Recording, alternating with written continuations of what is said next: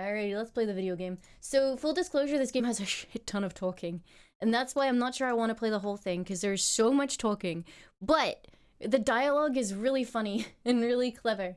So I do want to, like, at least give it a try, and we'll see how it goes. Yeah, it's half-voiced, which almost is actually more annoying because they voice all the spoken parts, but not the actions. So it's like, do I just wait and then fill in the actions afterwards? I just don't know.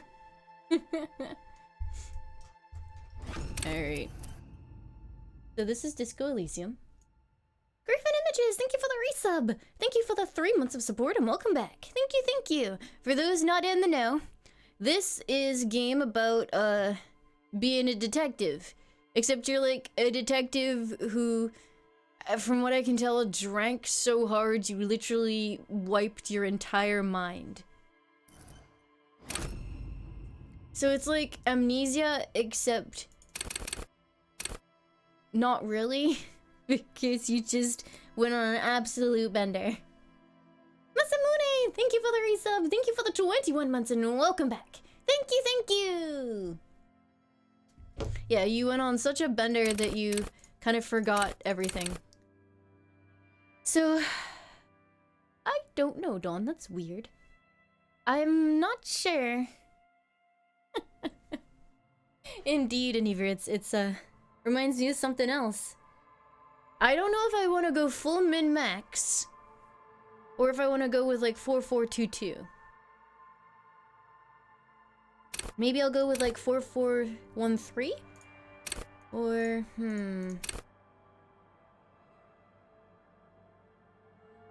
or maybe 4512? Going hard into a stat can be both good and bad. You'll pass more checks, but you can actually distract yourself for like quite hard.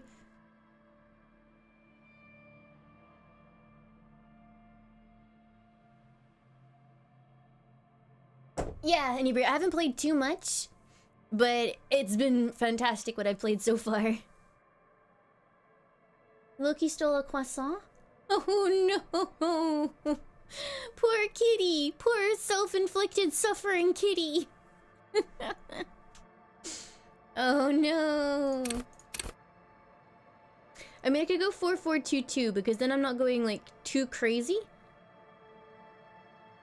Because I'm pretty sure you can literally just like fall over dead if you mess up this. There is a random button should you so desire. 4422 sounds like fun because then I don't have to worry too much about like just dropping dead. And then, okay, so this is the more advanced part. These are all of your different skills that you can get. Apparently, it's better to shore up something that's weak. So actually what I might do is go 1, and then...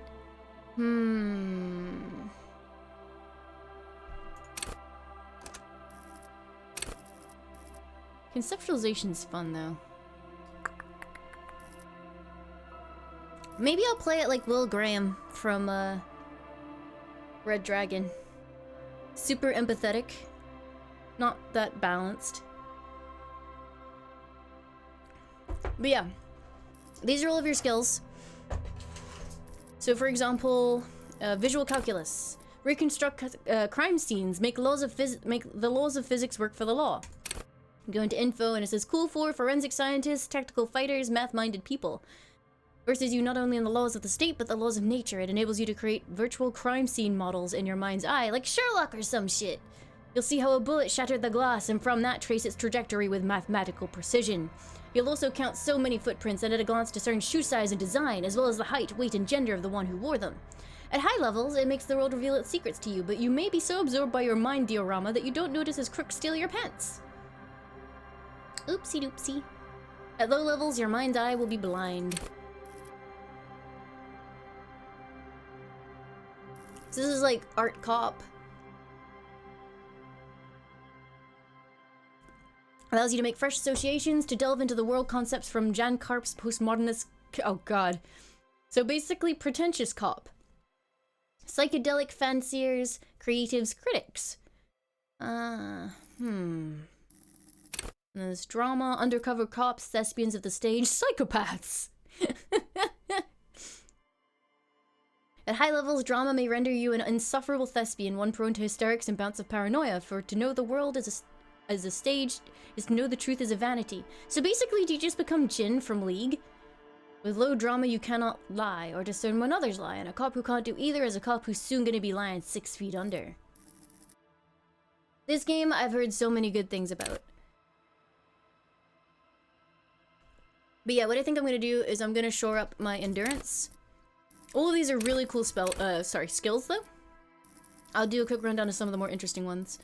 Debate, make intellectual discourse, nitpick and win. It enables you to break down arguments and hear what people are really saying. You'll spot fallacies as soon as they're used. At high levels, rhetoric will make you an impressive political beast, one whose beliefs are impenetrable. But your mind will not change.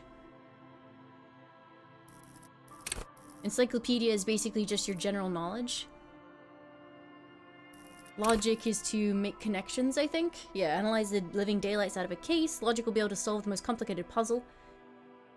However, you'll be very susceptible to intellectual flattery, for those blinded by their own brilliance often miss important clues. So this is your moral compass, I guess? Sane people, well-adjusted cops, the non-suicidal. Makes you hyper sane. When you're about to get funky, it keeps you normal. It's a bit of a party pooper. At low levels, you'll have little morale. Inland Empire is like weird. I don't know. I think this is what makes you kind of bonkers. If you have high psyche, you just start like talking to your brain. No, it's okay. I'm gonna shore up my endurance. It's fine. This will be my signature skill. It'll be great.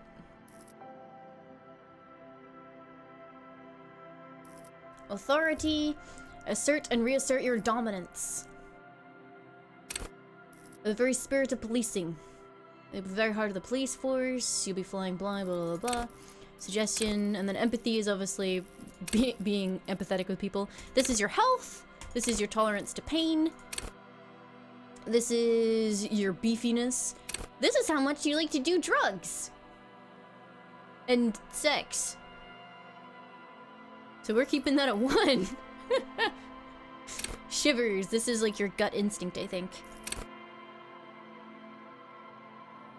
This is fight or flight. And composure is fairly obvious. Interfacing is like tinkering with stuff. Savoir-faire is... Shiny Biff, thank you for the raid! Welcome, welcome, we hope you have a great time. Savoir-faire makes you cool, but if you get too much of it, you end up being a douchebag. This is your reaction time. This is how your ability to perceive.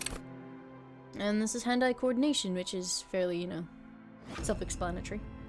Warhoon! Thank you for the resub! Thank you for the 31 months and welcome back. Need more drug stat? Oh, you. So this should shore up my health, which would be good. And then I think we're good. So I've done this before. I haven't gone much further than that. It's gonna be fun. I'm excited. Oh, Warren, not only is it a 31-month resub, it's at tier 2 million? Whoa. Thank you so much. The Furies are at home in the mirror. It is their address. Even the clearest water, if deep enough, can drown.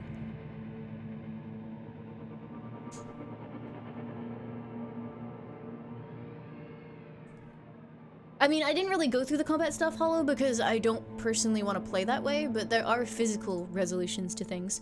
Begin! There is nothing. Only warm, primordial blackness. See you later, Shiny Biff. Your conscious ferments in Thank you again. No larger than a single grain of malt. You don't have to do anything anymore. The ancient reptilian brain's voice creeps me out. Alright, continue. Ever.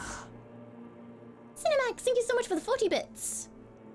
How stable is very stable? I'm not stable at all. Never, ever. I mean, this might clue you into my stability. Never, ever, ever? Never, ever, ever, baby. Simply keep on non-existing. An inordinate amount of time passes.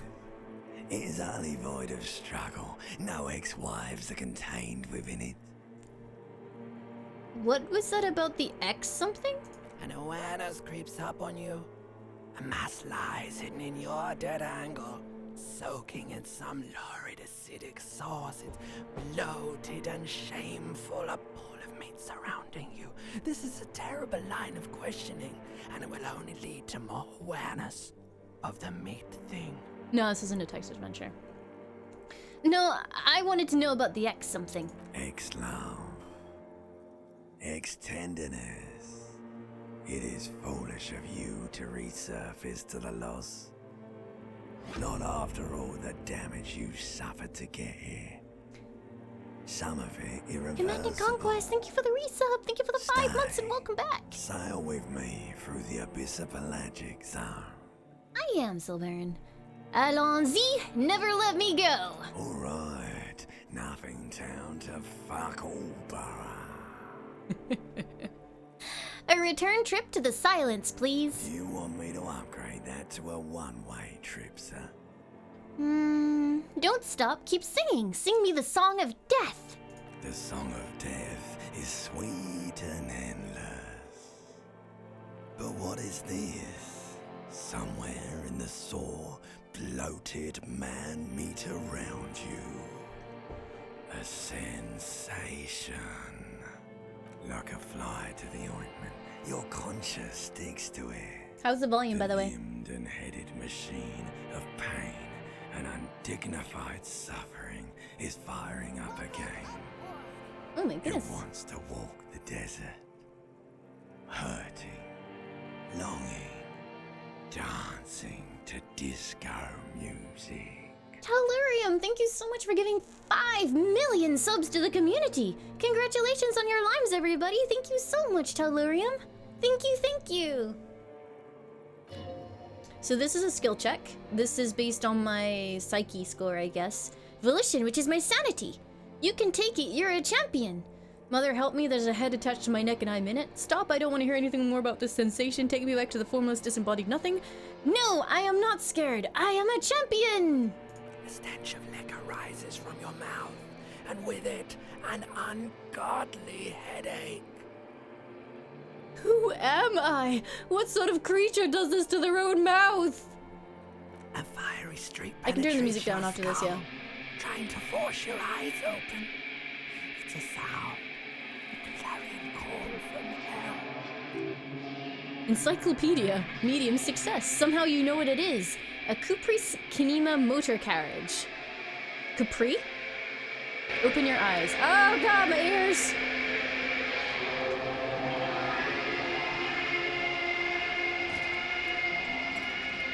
Oh wow, I'm very attractive.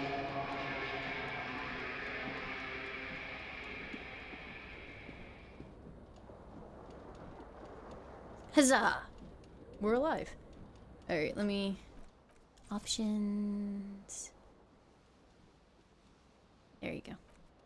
Tweak the voiceover settings a little bit. Alrighty. Let's get some pence. Take pence. Reception hearing. You hear a jingle. Keys are clinking in the pocket of your flare-cut pants. Fish them out. It says whirling in rags on the aluminium keyring. Localization! There's a single key on the ring. The number 1 is etched on it. It should open the door. Get that jacket, dude. Hell yeah. Item gain disco ass blazer.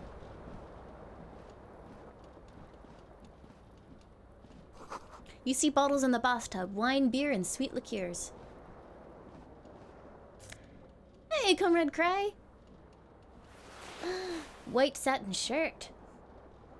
Hi, Chippy! Have a look in this mirror. Mirror. A mirror hangs above a bent and broken sink. In a fierce discharge of masculine energy, someone has ripped half the faucet off. Hot water sprays from the base and steam covers the mirror. You cannot see yourself, just the outline of a man. Suddenly you realize you have no memory of the face that awaits you there underneath the soft vapor. Really, all recollection of the person you are, the people in your life, and even the world you've drowned in a sea of alcohol. Sorry, the world you're in has drowned in a sea of alcohol. There was no mere night of drinking, it was a deluge of world-ending proportions. Wipe the mirror. As you slowly reach your hand towards the surface of the mirror... Inland Empire. Abort! You clearly have not thought this through. You won't like what you will see there, and you will never unbecome it. Maybe I should touch it first to make sure there's nothing wrong with my face. Yeah, there's definitely something wrong with it. How bad could it be? Where to even begin? There's the bloatedness, the swollenness. It's like there's an upholstery of alcohol underneath your skin. I'm sure everything's fine. Touch my nose. It's not. Your nose feels like a balloon in the middle of your face. It hurts when you honk it. Doesn't appear to be a particularly small nose either. Not with all the drinks it's absorbed for you. Wipe the mirror. Ah! Behold! Continue. You have no idea who this thing is, do you? This is the face of a late-stage alcoholic. Too late. You clearly have rigor mortis on your face. Or wait, is that an expression? Are you trying to make an expression with that face? Why? I'm not making it. The face is making itself. Please stop. It's horrible. You're scaring yourself. Okay, try to stop making the face. Oh my god. You can't stop. It's like it's not even voluntary anymore. You have worn that grin into your face and now it won't come off. What does it even mean? What is the emotion you're trying to convey? Superstardom, god, I don't know, it's indescribable. I think it's meant to look suggestive. I'm afraid it's meant for the ladies. I'm insinuating that I'm vaguely sympathetic. I think I'm sort of pulling it off too in a sad has-been kind of way. There's some charm to it. It is an expression of pain.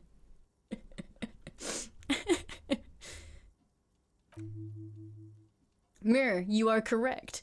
Encyclopedia formidable. Dig deep into your mind to locate the source of the expression. Electrochemistry impossible. Attempt to stop the expression from happening. Damn it. Like the rest of you, it comes from a bad place somewhere in the past. That's all you know for now. It's too late. Like an image on film, the expression belongs to your primary motor cortex. It would take a minor neurological miracle for you to cease producing it. Okie dokie then. Oh god, that's an attractive portrait. Off we go.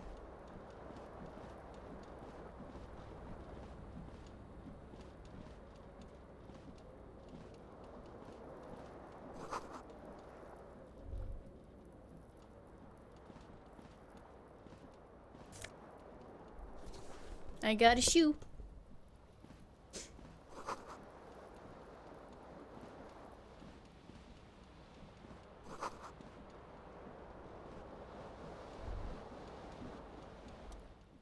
This fan has two chain pull switches. One ends in a tiny fan, the other in a light bulb. A truly horrific necktie has somehow attached itself to one of the blades.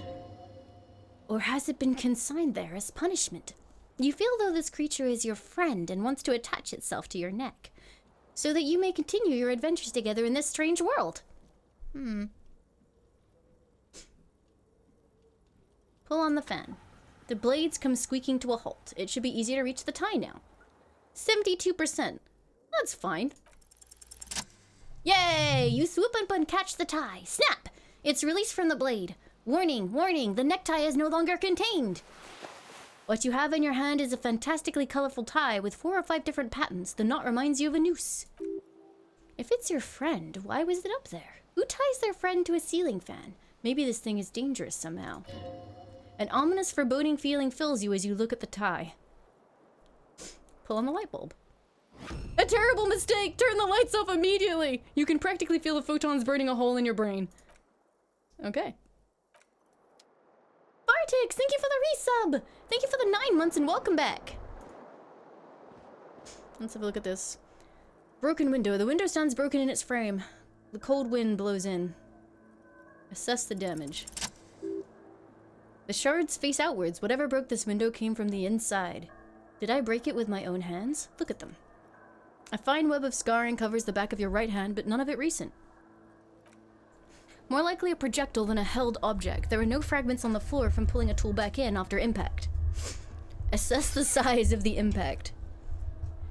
It's too large for a bullet, yet too small for a piece of furniture. You're looking for something heavy and larger than your fist.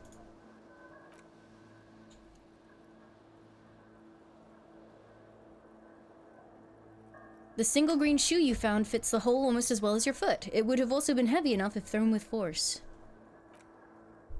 Congratulations, you smashed the window with your own shoe. Now you only have one. If you're lucky, you can still find the other one on the balcony outside.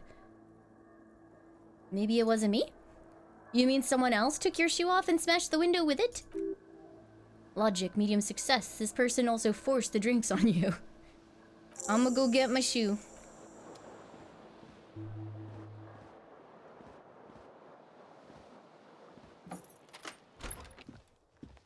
Hey. What's this? Is that Muns? Get the Muns.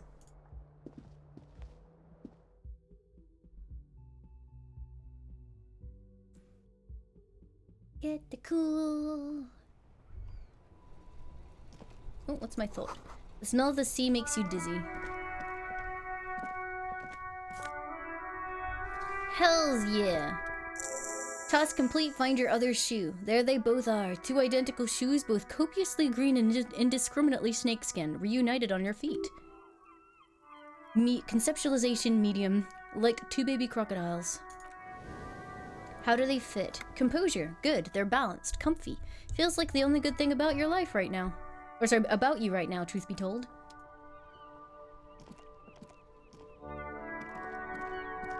I'm in no rush, Serge Troy. I'd like to just discover things as I do. Na na na na na. Na na na na na. Hello, officer. Oh. Calendar says it's March, the year is 51. The young woman, sorry. Clashji?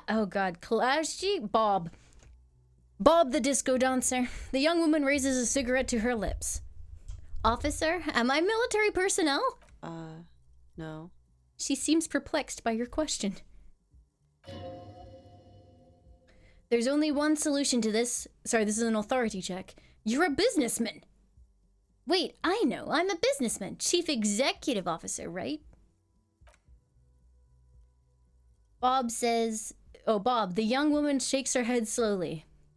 Okay, Chief Technical Officer? No. You're a police officer, sir? Goddamn right I'm a policeman, and don't you forget it. Okay, cool. I won't. Continue. Empathy. She means it. She wouldn't defy authority, however sweaty and bloated it may look. No need to be alarmed. I was just getting into character, you know? Okay. She breathes in the silvery smoke. How did you know I'm a police officer? Sir, you've been here for 3 days. On official police business, as you put it. And what business is that? I couldn't say. In truth, so far, mostly drinking. Oh god, no thank you. I think I +1 for goddamn right I'm a policeman. She was apparently impressed by that remark.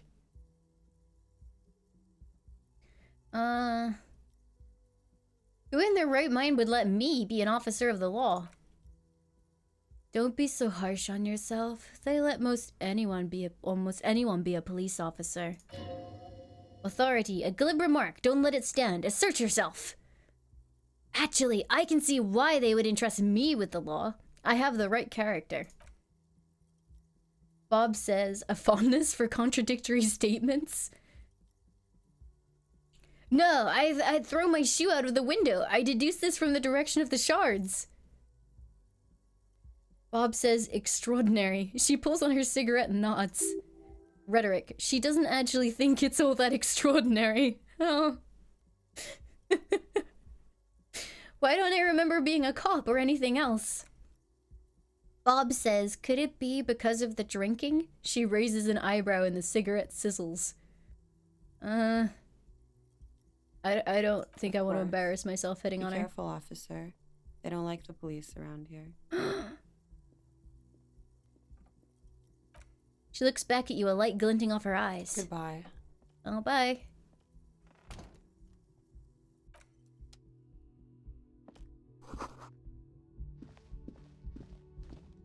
Alright, there's a stub in the ashtray. Nothing on the front page of today's paper rings a bell. Cool.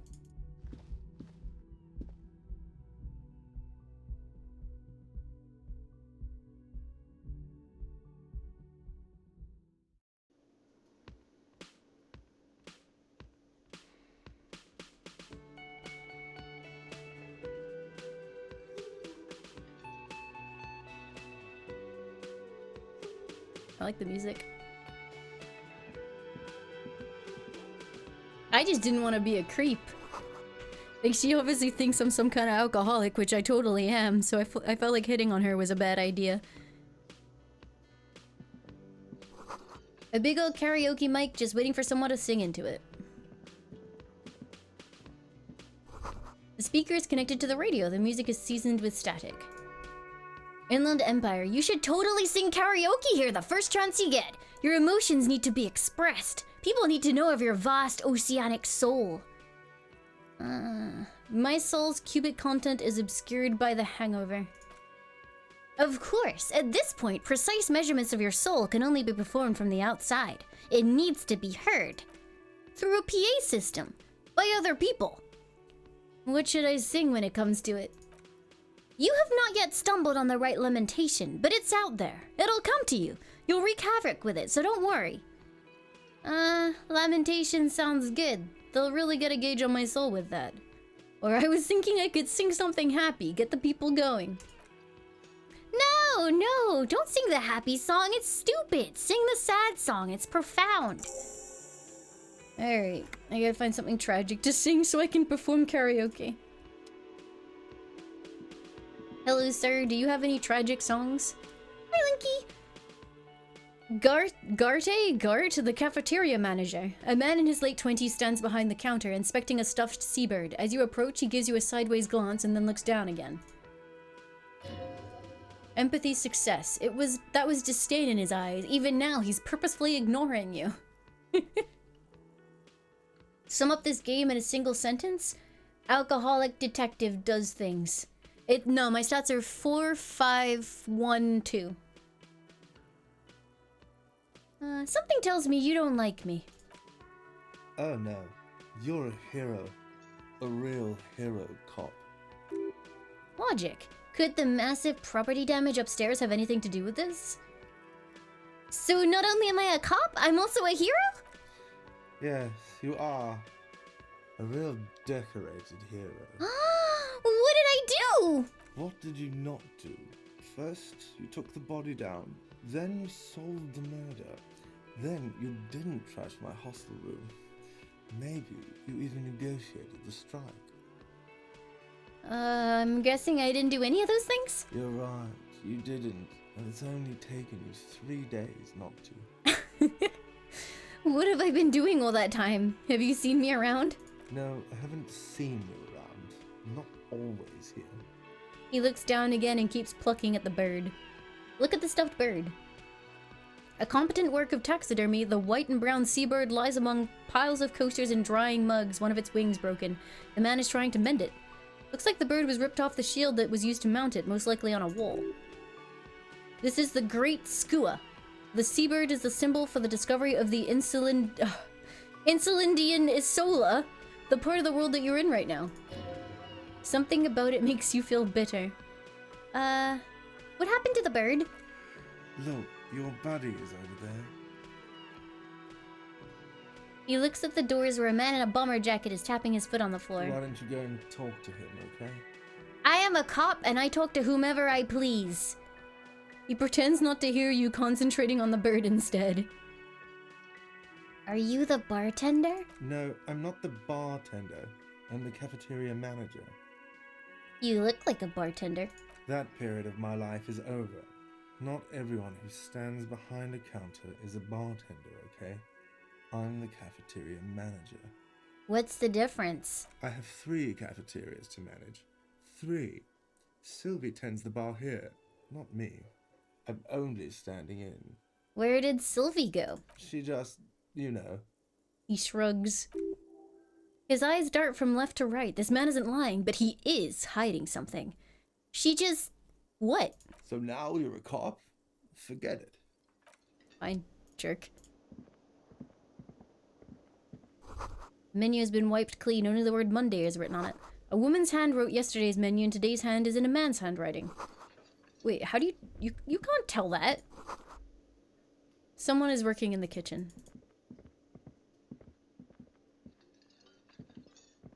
Hello, sweetie. You shouldn't keep your colleague waiting. She nods towards the man in the orange bomber jacket.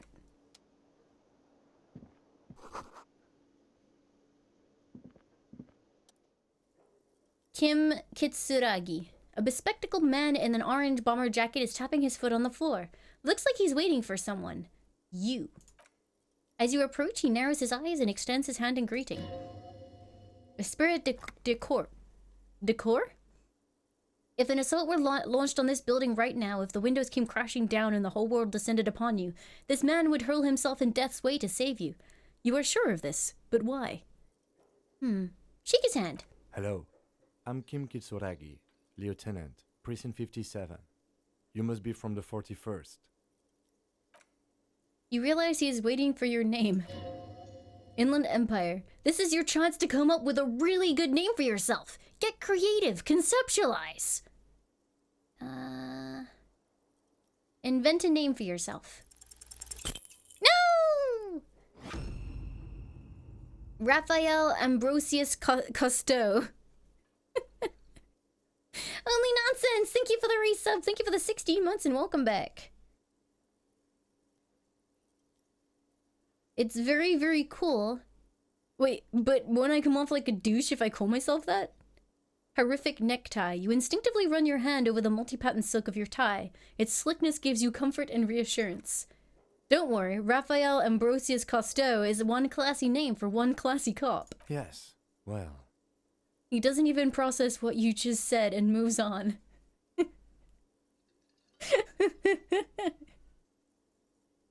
Fine.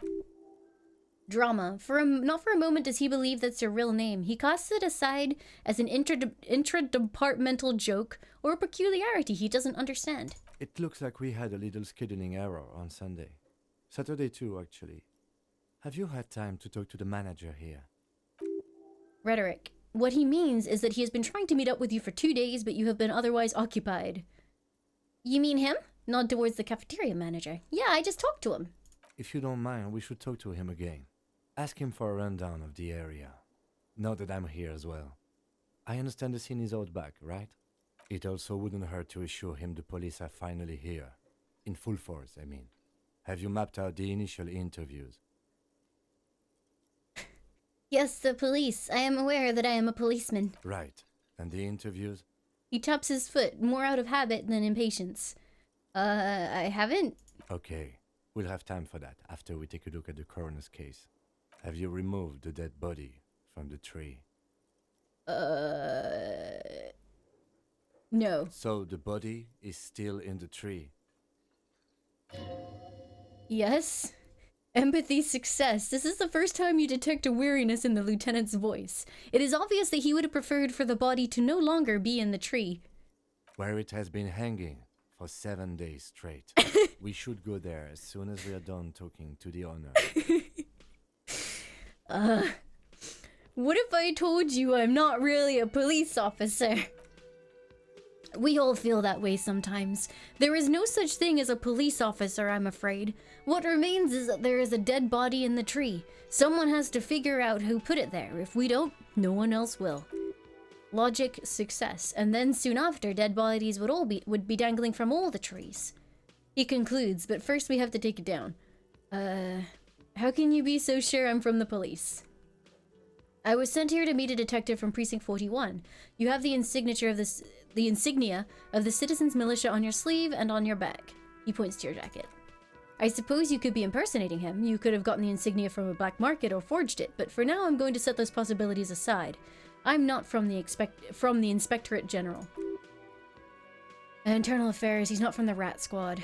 You mean Internal Affairs? Yes, but I am not them. I am from Criminal Investigations. You said insignia. These white rectangles, you mean? But they're just white rectangles. They are not just white rectangles. They bear a halogen watermark with the letters RCM and a pattern resembling the street grid of Revachol West. I would ask you to step into the headlights of my motor carriage, but again, it's none of my concern. I just need you to do your job. But shouldn't I have a badge or something? You mean you don't have a badge? It was not on me when I woke up. Pretend you found it. I have my badge. I'm a policeman and I have my badge. No, that's gonna bite me in the ass. Losing your identification card is a serious matter. My vehicle has a shortwave. You can use it to report your badge missing. I would advise you to locate it as quickly as possible, but getting the body down should take precedence. But I can't remember anything! He looks at you for a moment in silence. I can see you drank last night and the night before, and that you are still drunk now.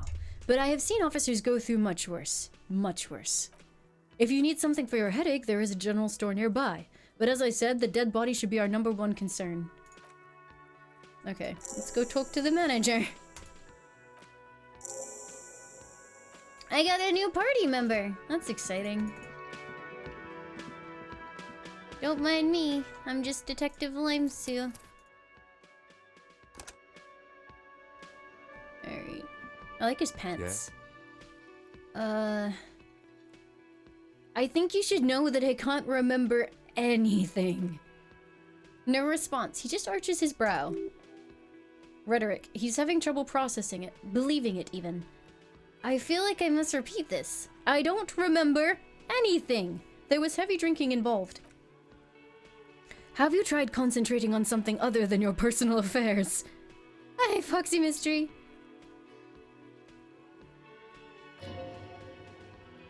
There is a sudden harsh edge to his voice, like he's tired of hearing about your personal affairs. But I'm completely lacking in basic information about even this organization we're in. Can you help me? Fine, we should get through the day first. Off hours begin at 9. If you're having trouble then, I can give you an orientation. Godspeed, Dawn.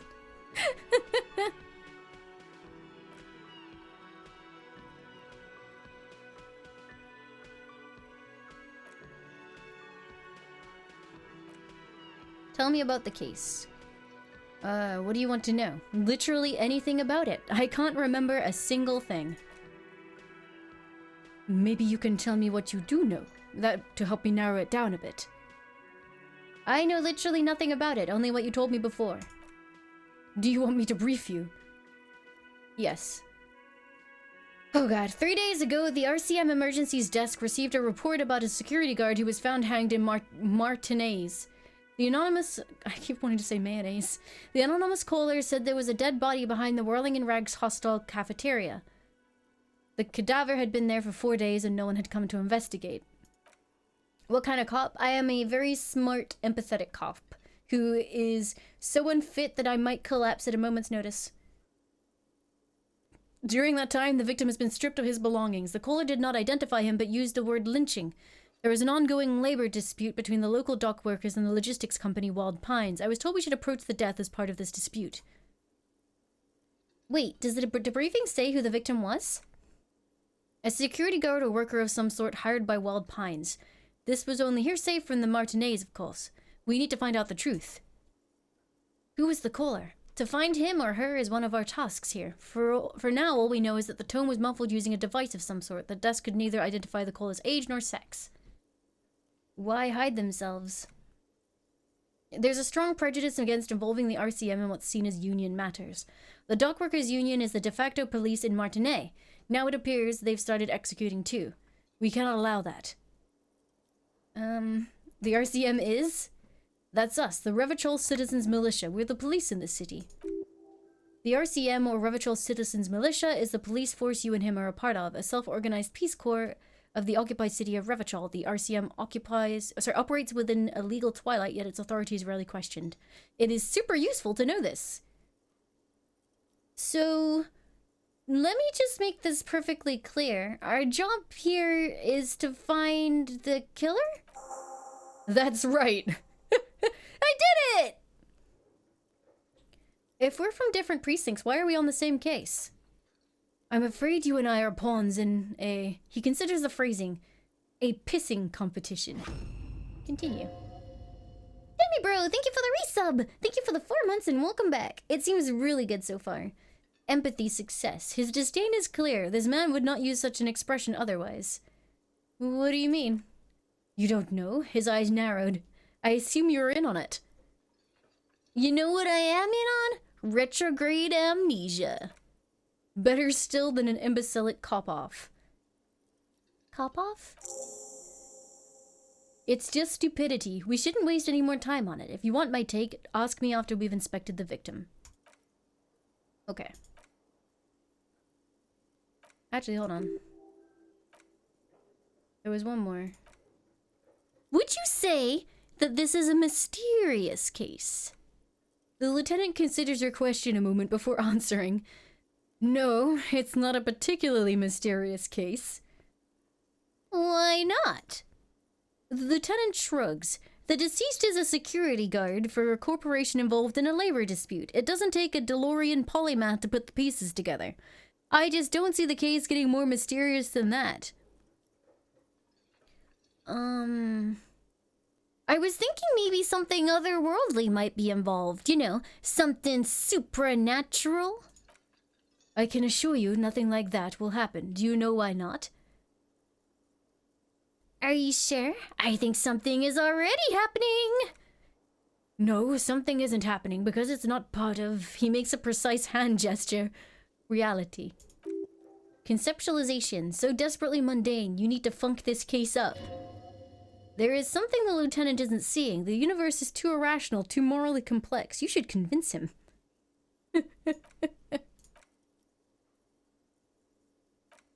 Oh god, no! Mega cool, I've heard enough. Legendary 14. Convince Kim there's a sexy dark mystery twist in the case.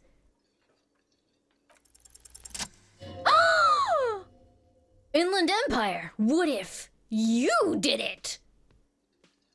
Did what? The Hanged Man? Yes, you killed him. And then as part of the plan, you drowned out the memory. Empathy. Maybe this is why your chest feels so hollow. You did an awful thing, and you can't even bring yourself to acknowledge it. Kim, I think I may be the murderer. I killed the man and then tricked myself into forgetting about it. Kim, the lieutenant appears unfazed. And what has led you to this conclusion? My chest feels hollow, like I did something terrible. Kim says that is a common side effect of overindulgence. It will pass. So you're saying I didn't kill him? I find that highly unlikely. It is not unusual for detectives to feel complicit in the crime until the perpetrator is apprehended, especially when the investigation is dragging. So let's get back to it, shall we? I want to talk about you. Me? I don't see how my life is pertinent to the investigation. We'll work better together if we have more rapport. That's a fair point. All right. For the good of the investigation, what do you want to know? Do you ever talk with yourself? What do you mean? You know, when you're thinking, do you ever have conversations with, like, your brain? I have no idea what you're talking about. Conceptualization. The lieutenant's conceptualization skills must be rather rudimentary. The lieutenant is a police officer of the old school. His concerns are material and extrinsic. Conceptualization, but this isn't an old school case. So you're saying your brain never just chimes in with advice or warnings or anything? I can't say that it does, no. When I need to think, I just use my notebook. The lieutenant produces his small blue notebook and idly thumbs through the pages. Empathy success. This is where his conversations with himself take place. Conceptualization. We all have our different mediums. His is written. You're wearing glasses. That's correct. Physical instrument legendary failure. You feel a slight urge to put the lieutenant down for this, but you can't quite muster enough testosterone. Glasses are cool, I guess. Are they? They're mostly just cumbersome. Perception sight failure. You could use a good normal pair yourself. Tell me a secret about yourself. No. Oh, okay. The lieutenant nods. That's all for now. Isabel, thank you so much for the 10 bits. Low T, shut up.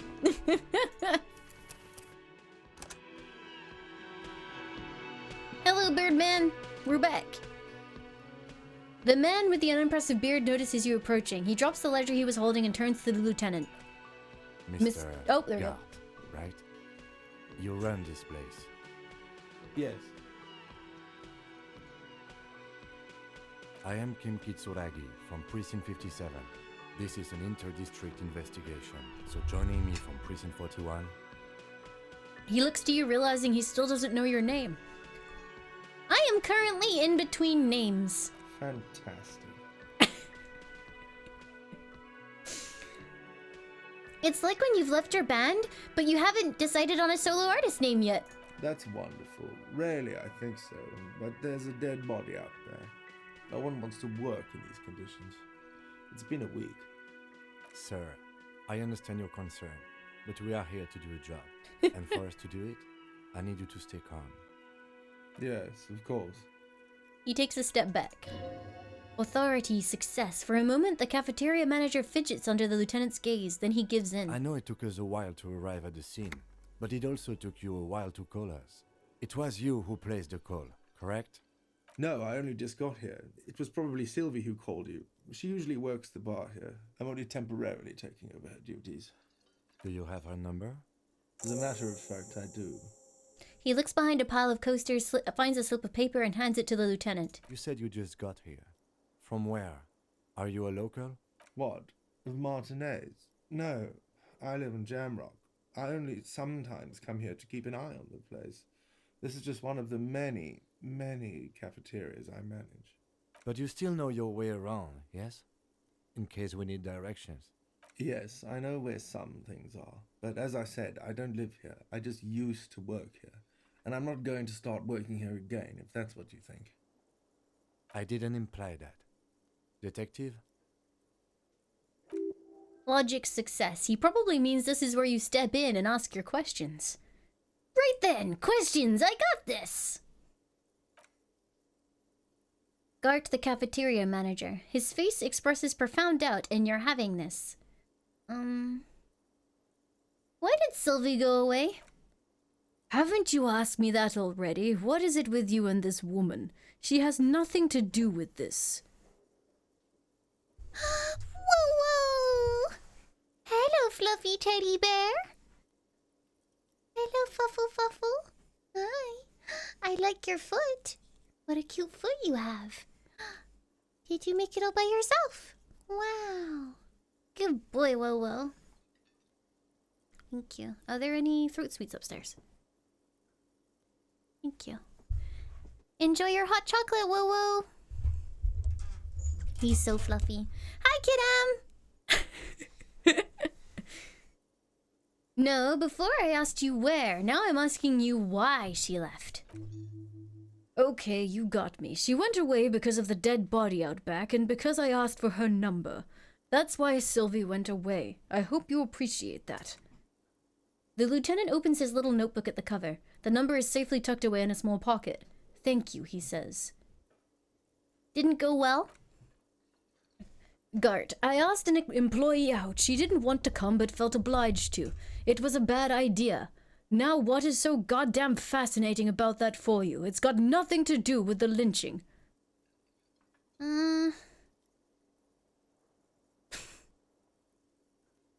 Everything has something to do with everything. Whoa is Nero. Apparently there are a few typos, Dawn.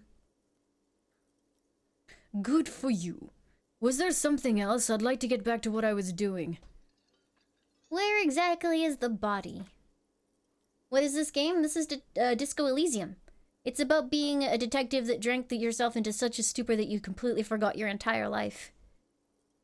Behind this building, there's a courtyard. He points to the kitchen behind him. They hoisted him up on a tree there. And how do we get there? That's easy. You see that door there? He points to the west. First, you exit through that. Then to your right, you should see a big hole in the fence, a really big one. You can get to the courtyard through there. No need for the keys. The hole is big enough for the Franco-Nigerian cavalry to fit through. Empathy. Success. Does he want you to feel guilty for making that hole? It's implied in his voice. I don't know who killed him. I'm not the police. That's your job. Did you kill him? What are you, crazy? Of course I didn't kill him. That's all. Not so fast. You owe me 130 real? Inland Empire success. No one is saying the multi-pattern necktie you found tied to the ceiling fan can talk. No one. It must be merely imagination, but... no, it's okay. Hi, Mimin. Hi, Mimin. Hi. Hi, you are very small. Did you bring me sweets? Wow, he's gonna bite your arm. Mimin. I love you, Min. Yeah. Yes, I'm good. Yeah, I'm good. There we go. Horrific necktie. Let's bail. Time to push the eject button. Sounds like a responsibility. You don't like those. Volition, medium success. No, don't listen to him. It's madness. Just talk. I don't think I'm gonna slip away unnoticed. What's real? Oh, excuse me. You owe me 130 real. He pronounces the R with a mock aristocratic accent. It's a global reserve currency. Oh, I owe him money. Wow, you're a genius. That's right, money. You owe this establishment 130 real. Who does this clown think he is? Arrest him! Did I just hear my Thai speak to me twice? No one is saying that. No one is saying the Thai can talk. That would be ludicrous. It's just that you should arrest him. It would be wiser. He wants to take your money.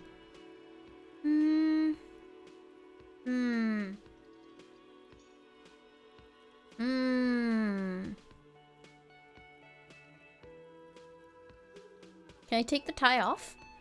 Horrific necktie. Somehow the knot is stuck, so you can't get it off. The lieutenant watches you struggle with it, the sweat dripping from your brow. He puts a hand on your shoulder. If you don't have the money, it's okay. None of us are in this for the wages. Authority. That's cop for I haven't offered to pay because I don't have any money either.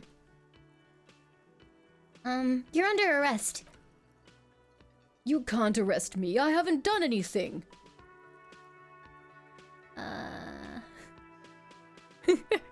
Okay, you're not under arrest. Put this man in his place, or I don't know why I said that. I thought it's something a cop would say.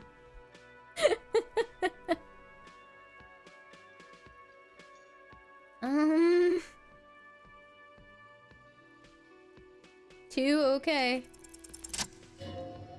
Did someone order a vague, farcical reading of the law? More than one pops into your head.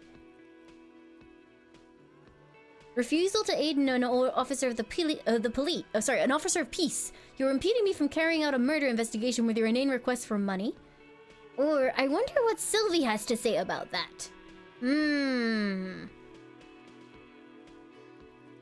Two is particularly spicy.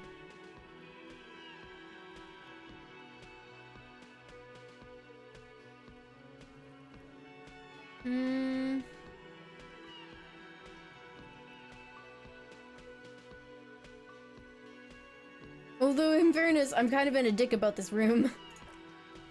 Are you trying to frighten me now? He turns to the lieutenant. What is this? Jesus, dude. No. This is me threatening you with excruciating legal procedures because you're impeding my investigation. Fine, fuck this. I'll do it myself. I'll call your station. What was it, 41? I'll ask them to pay for the room. The drinks in the window that you still have to pay for. That's 70. Are we done, officers? Goodbye and thank you for your cooperation. Don't thank me. You still owe me 70. If you don't have it by tonight, I'm not letting you back up there.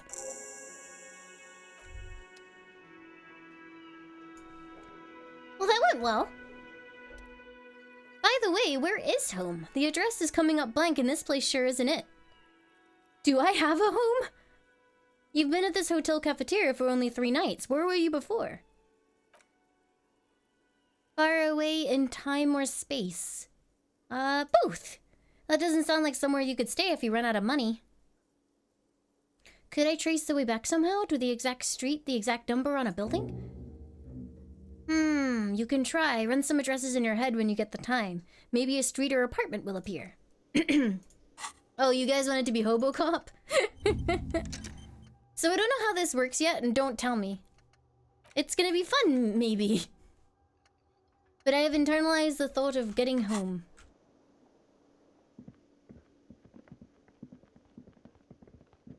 Hi. Hello again, sweetie. I see you met up with your colleague. She looks at the lieutenant. The lieutenant nods politely. Wait, who's Sweetie? Who's Sweetie? Why? You are, officer.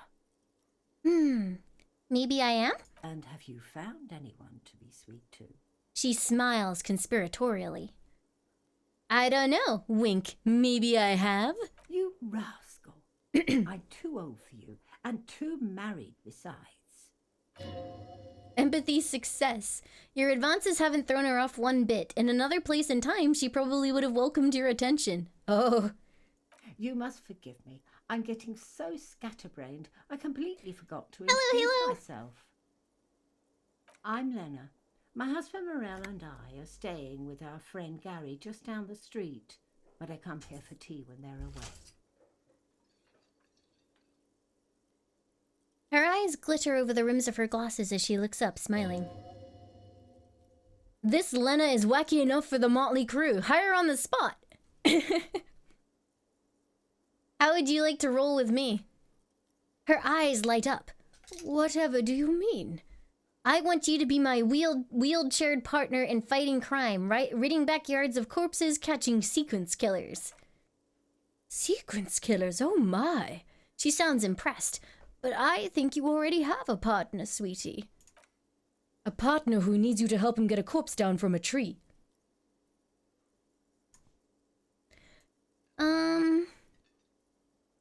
Kim, of course! I forgot I had you, or... I know, but there are also side mysteries, sequence killers, and forays into the paranatural. I can assure you with absolute certainty there are no sequence killings taking place in Martinez. Now, gentlemen, no need to squabble. She turns to you. I wouldn't be of much use to you anyway, sweetie. Why? 3 heads are better than 2. Thank you, but... She looks out of the window wistfully. Martinez isn't the most wheelchair-accessible place, you see. I'd slow you down. Aw. She turns back to you with a hopeful glint in her eyes. Perhaps another time? Yeah, boy!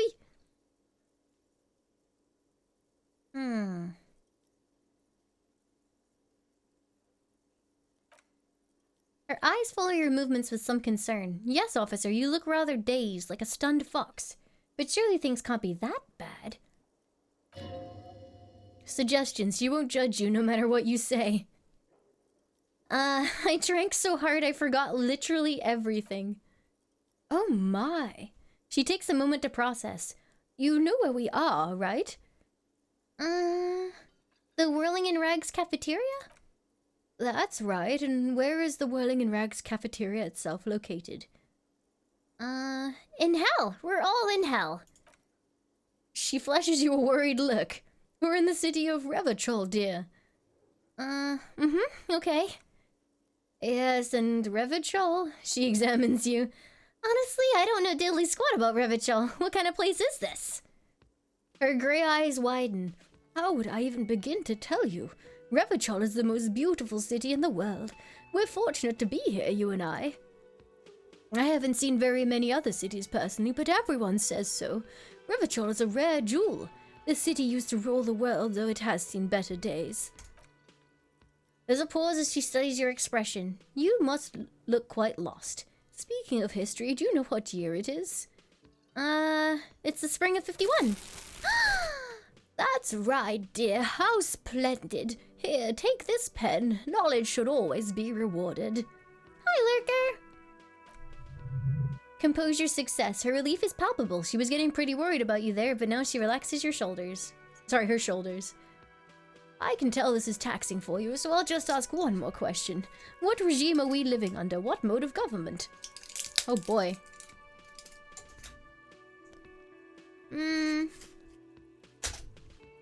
Cop. We are living under the cop regime. Actually, she raises her finger. We are not. You could say that about almost any other nation, but not Revachol. Try one more time, officer. What mode of government? Damn it, I was really wishing it would be a cop world. Okay, let's see.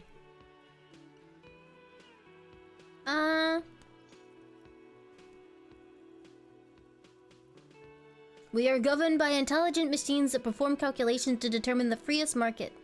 Everyone hustles and grinds like a badass visionary. Oh no, nothing like that, dear. Revachol is a special administrative region led by an alliance of foreign powers called the Coalition. We have almost no government of our own, certainly no machines. Rhetoric. I don't know, still seems like there's a lot of hustling going on.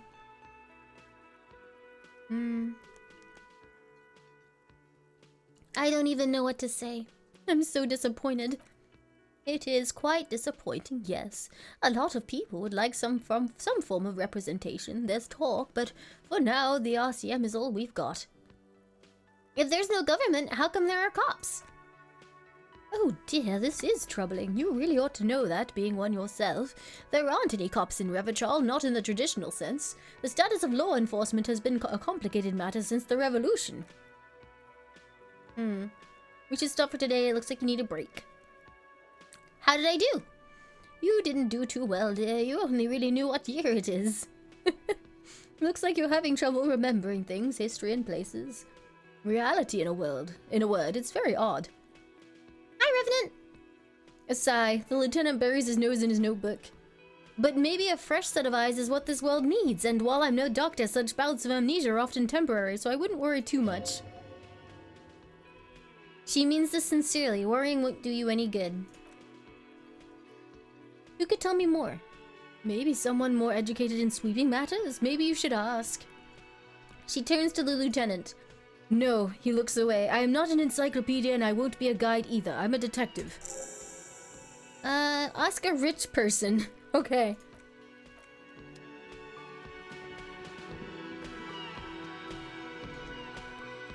What did we drink to get this fucked up?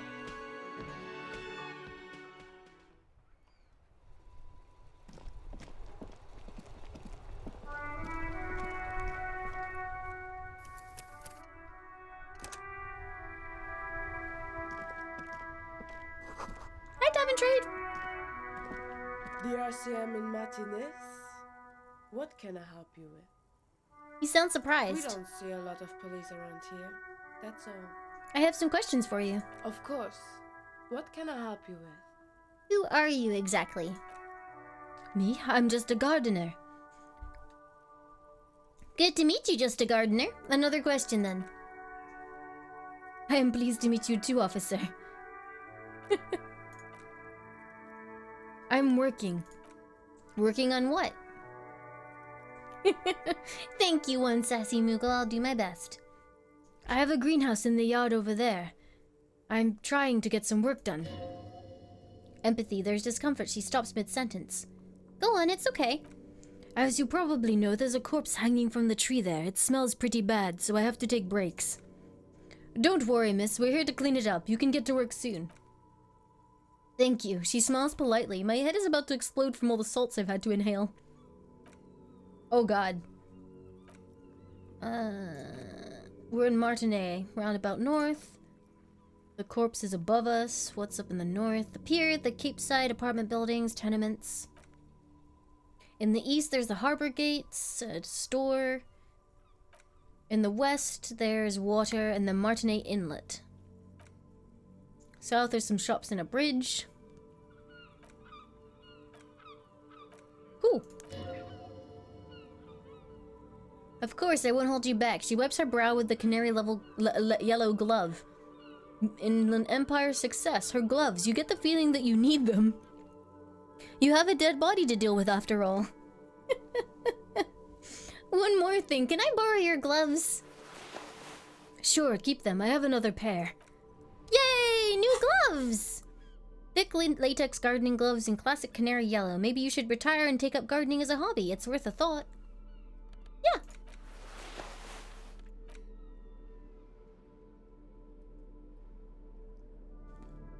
It would be wrong to ever take it off. Too late. Take it off, bitches.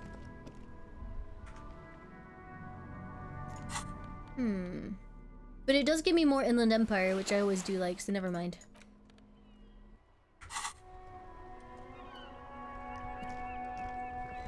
This game is interesting. It's a lot of dialogue, though. Capri Kanema. Before you stunts a motor carriage, the bodywork is covered in blue and white livery bearing the number 57. Vapor emanates from the large engine on the back of the vehicle. It hasn't had time to cool off yet. Logic. This must be the infernal machine that tore you from oblivion, the Capri Kanema motor carriage. In the cabin, you are welcomed by a set of steering levers, a radio microphone on a hook, a pull-out toolbox under the seat, and the soft glow of the fuel preheater gauge. Yeah,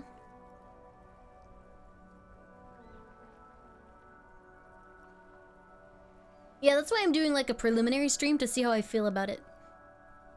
Pick up the radio! Ow!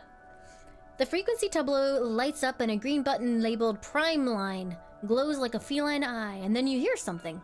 The soft purr of electrical kittens. Radio waves cast far and wide over the metropolis. A woman's voice greets you through the static. This is Precinct 57. Hello, Lieutenant. How may I assist you? Hello, Alice. Please assist our colleague from the 41st Precinct here. I'm putting him on.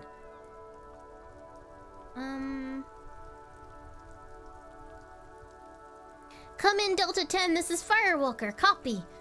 This is Officer Alice Dimitri. Precinct 57. How may I assist you? You could swear she was friendlier with the lieutenant.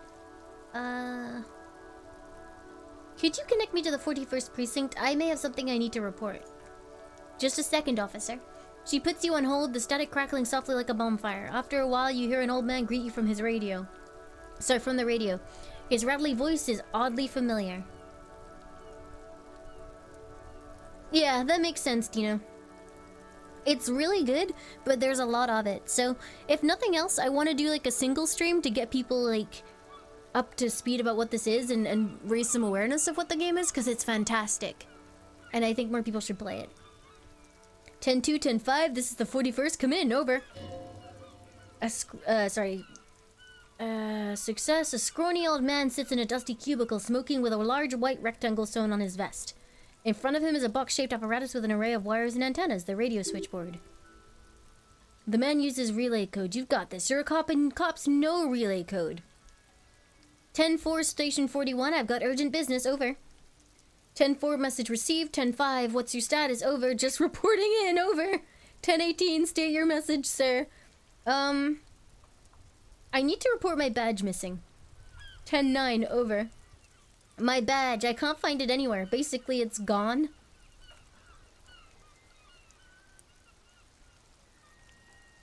(10-4) message received. This is a very serious situation. I need to 10-22 the captain. Over. Is it him? A dry voice asks in the background. What does he want? Says he's lost his badge and needs to report it. He what? He lost his badge? Say nothing. Who lost his badge? Dick fucking Mullen, who'd you think? It's Officer Dick. He tries to speak through laughter. Mullen from the bestseller Dick Mullen and the Lost Identity. Encyclopedia success. Dick Mullen is not your name. It is the name of a fictional detective who would not lose his badge. Authority, defend yourself immediately. They're laughing at you.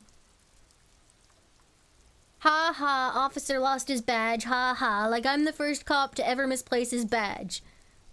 He says this has probably happened to other policemen before him and laughs sarcastically. Oh goddammit, is he fucking kidding? The whole station's gonna be digged for this! Satellite Officer Vic Humer is wondering if you might be joking and adds that this tarnishes the reputation of the entire station. Over. Mullen digged us.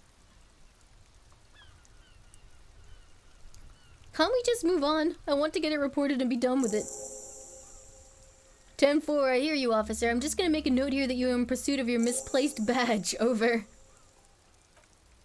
Fuck me. Matt, come here. You gotta hear this. Dick Mullen lost his badge. What's going on? Super Cop here lost his badge. He lost his what now? His badge. He lost his goddamn fucking badge. Could you please stop saying lost his badge for a moment? He asks you to please stop saying he lost his badge. Why, did he find it? The room at the other end of the line erupts in volcanic laughter. Sergeant Torson was wondering if you found your badge yet. Over. Continue. Reaction speed challenging failure. You don't have a comeback, sorry. It's hard to think like this. Say nothing. He's not replying. Looks like he's still looking around for it. You can hear laughter in the background. Enough with this. I have other things to discuss. 10-9, come again. I didn't get that. Over. The animated conversation in the back is making it difficult for him to hear you. New heights even for Captain Sober. Ask him. The speaker gasps for air. Ask him if he lost his gun too. The room roars with laughter. Sergeant Torson wants to know if you've lost your gun too. Over. Half-light trivial success. Check your pockets. Check your... Holy fuck, you don't know where it is, do you? I don't have my gun? No, it's gone. It's not on you. Horrific Necktie says, don't sweat it, Breton. You don't need your gun to have fun. We can still have fun. It's not all over. 10-9, come in, officer. Did you get my question? We were wondering about your gun. Over. Convince him that you didn't lose your gun. Shit. Before you can even get the words out, everything gets scrambled in your brain. No, of course I didn't lose my fun. Gun! Fuck it! I didn't lose my gun! He says he didn't lose his gun, nor his fun, whatever that means. Oh my god, this just keeps going.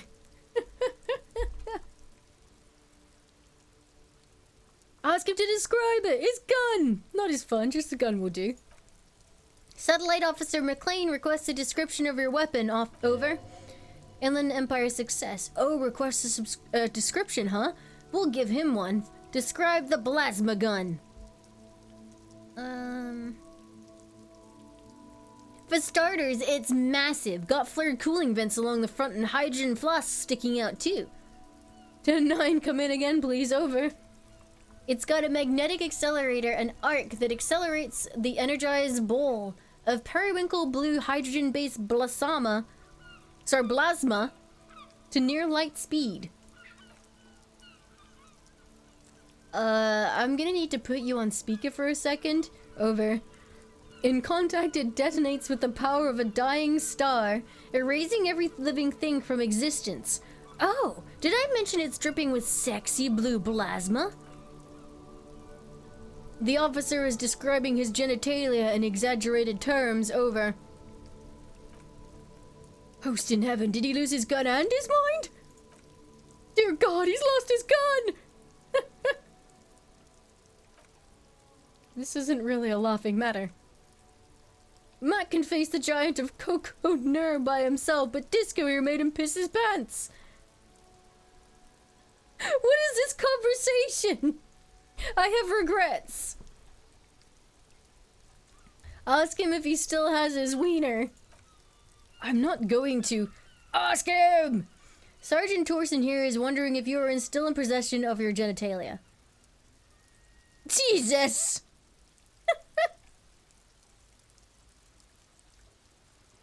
Are we 12?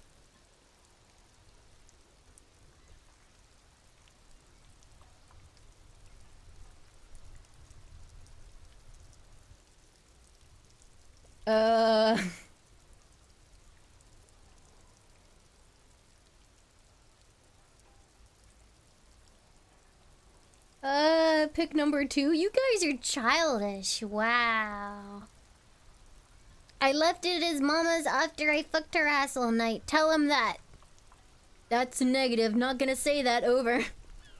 What's he saying? Show with the glass. He said he sodomized your mother. The prick ate mama's vanilla waffles at the captain's birthday party. Some nerve he's got. Sure her vanilla waffles were the only thing he ate? Shut up, Chester. This isn't funny. This is my mom we're talking about. Tell him to apologize right now. Sergeant Torson requests that you apologize for the claims you made about his mother. Over.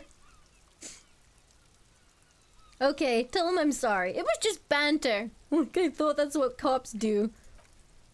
He says he's sorry and he didn't mean nothing by it.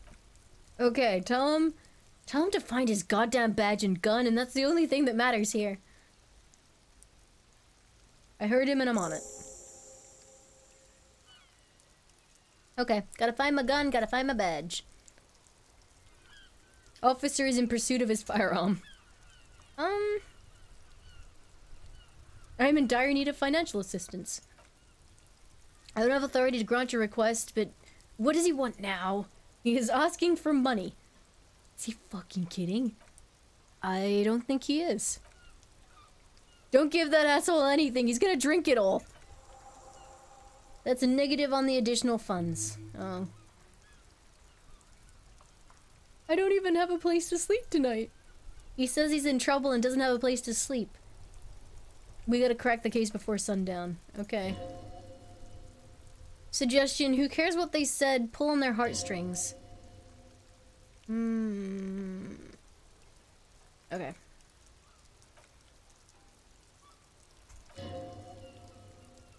The static ends with a loud click and everything is silent in the cabin. 18 kilometers to the south in the 41st Precinct's relay booth, a small crowd is gathered around Communication Officer Jules Pidou, around a dozen cops. The small room is filled with cigarette smoke abuzz with laughter when Officer Judith Minot enters. Her left arm is in bandages and hair trimmed short. What's going on here? Did something happen? She asks, startled. Jean turns to her and says, what happened is my partner made contact. It's not good. He's lost his badge and his sidearm. He seemed confused, delirious even. He stops to think. Mac the Torso Torson is finger-fucking his fist, laughing hoarsely and apparently telling some dirty story to his partner, Chester McLean, near the entrance. My joyful writer, I'm okay. I am regretting reading out all this dialogue. The tall ginger on his right still has tears of laughter in his eyes. There was some gnarly shit there. I mean, before he started begging for money, it was... Satellite Officer Vic Mayer bites down on his knuckles. Enough, he shouts across the room. The commotion dies down. Yeah, this is an audiobook, essentially.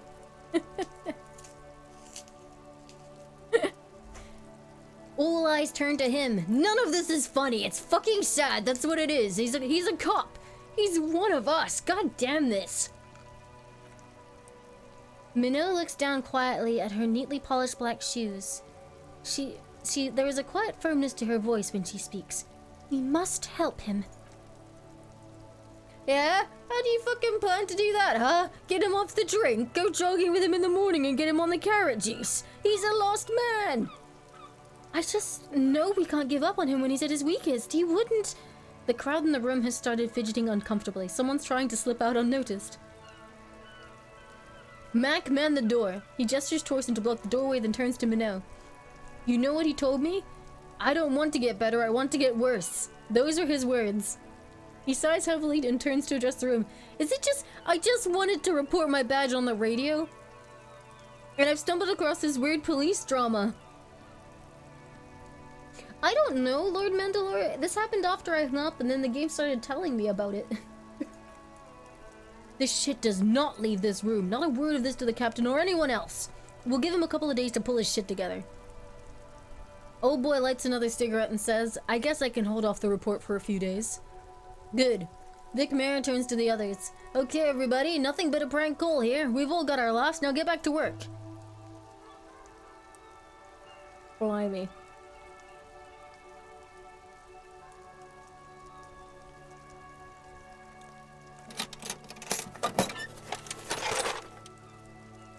A metallic drawer slides out from under the seat and clicks into place. The tools inside are neatly organized. Take what you need, officer. It's going to be a long case. I'm not protective of my tools like some men are. Empathy. He's clearly a little protective of his tools, but what can you do? Work is work. Let's take the chain cutters. The handles are long and sleek. Snap, snap, go the cutters in your hand. Take the flashlight. It's robust, weatherproof, and well made. Police issue blue. And I got a pry bar.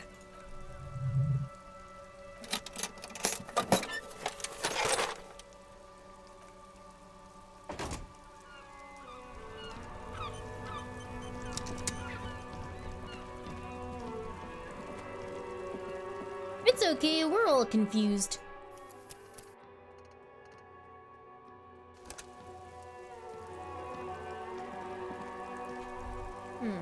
Wait, what's this? Electronic doorbell. Oh, God.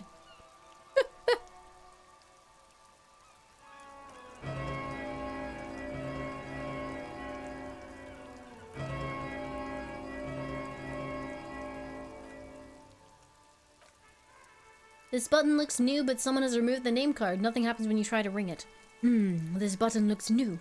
It's probably not connected yet. He takes a step back, inspecting the other names on the list. I don't see anything particularly... No, let's go back over here.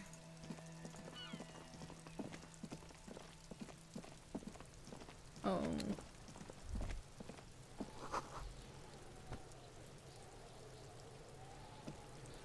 Hold on. I just remembered this conversation. This is what I did last time. I went straight up here. Oh dear. Kono's got this! Ah! The boy throwing rocks at the dead body can't be older than 12.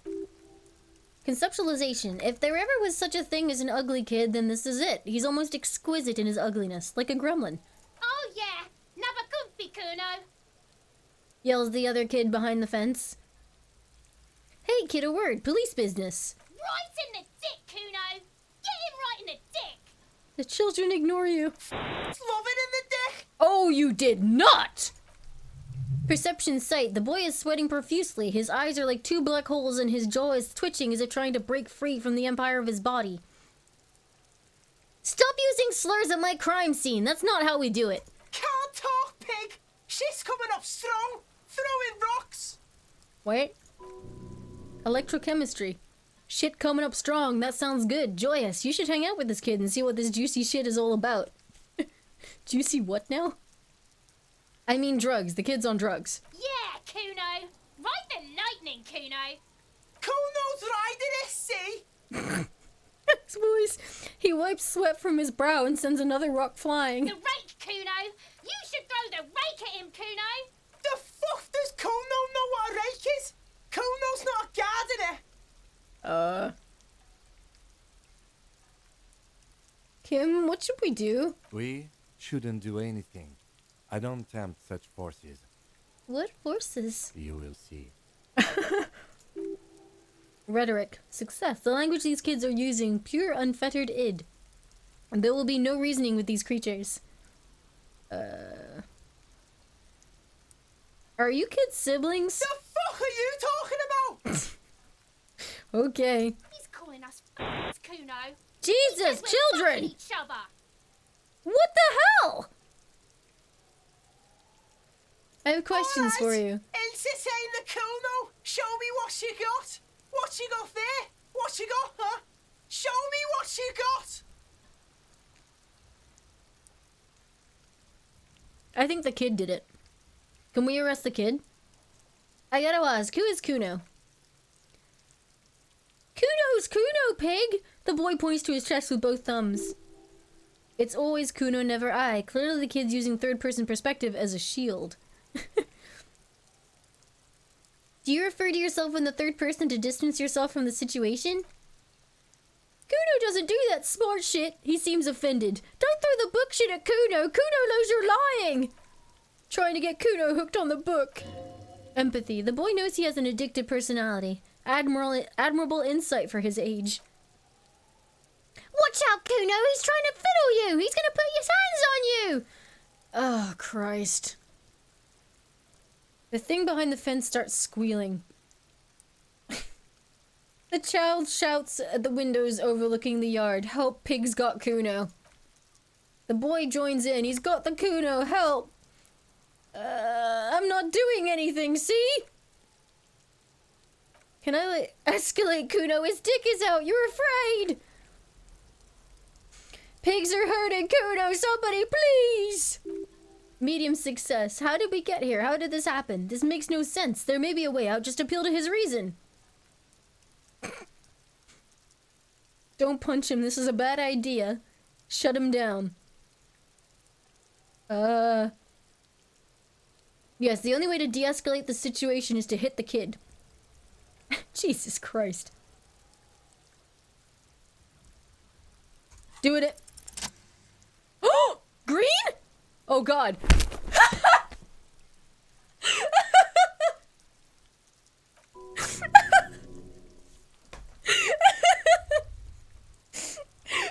thank you so much for donating to the Church of the Holy Seal. I didn't think I'd get that. Physical instrument, medium success. Thump! The blow connects surprisingly well, leaving your knuckles tingling. The disoriented 12-year-old is still trying to get his bearings. I think we can have a normal conversation now, am I right, Kuno? Officer, this is very far from normal police conduct. The lieutenant breaks his silence. Get yourself together. For heaven's sake, he thinks this has gone too far. Don't make this any worse than it is. Just get back to questioning the kid. Okay, pig. He's no longer wearing his demonic grin. Something happened. The punch made him calmer. Marker, thank you so much for the 300 bits. Thank you, thank you.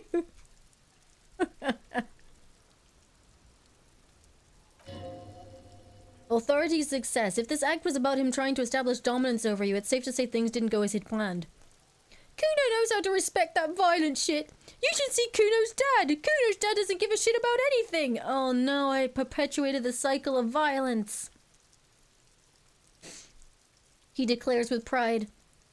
The creature behind the fence has fallen ominously silent. Only her eyes are alive, jumping from actor to actor. Okay, pig, talk to Kuno. We're back in this shit. He brushes the dirt off of his pants. The fuck do you want? Legendary empathy.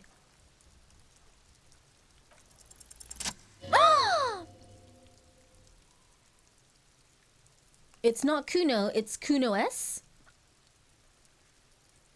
Act on it and try to separate them. Fuck you whispering about, he whispers back. He's whispering too, he's going with it, but watch what happens. So why is one Kuno and one's Kuno-S? Are they siblings? Oh wait, I asked that, didn't I? I got yelled at. I'm not voicing that. She puts extra stress onto the word, expecting it will make you uncomfortable. If Kuno wants to whisper, he's gonna fucking whisper, okay? He turns back to you and hunkers down. Let's whisper, pig!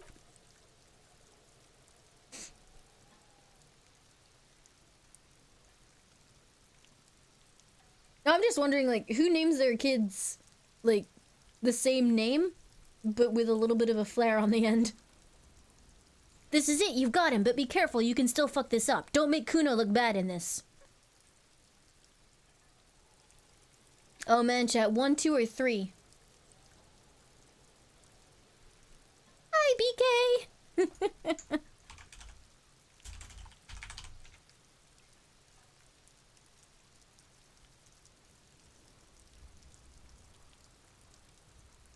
I think 3 might appeal to him most.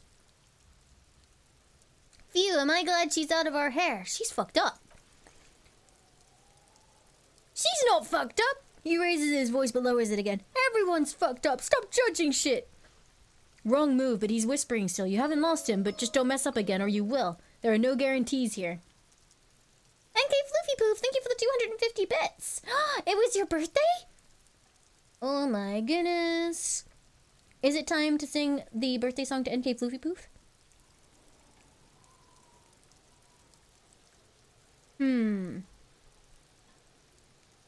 1 or 2, guys.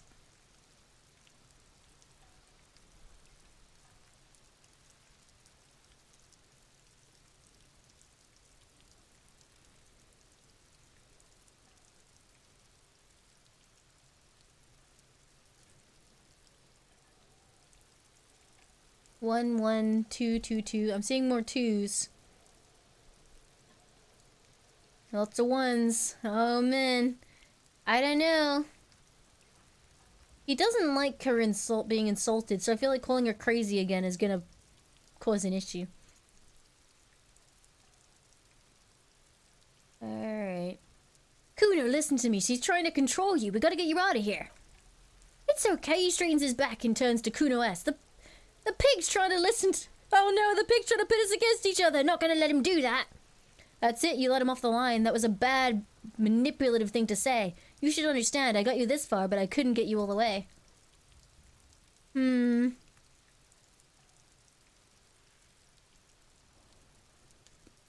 We fucked up. Nope.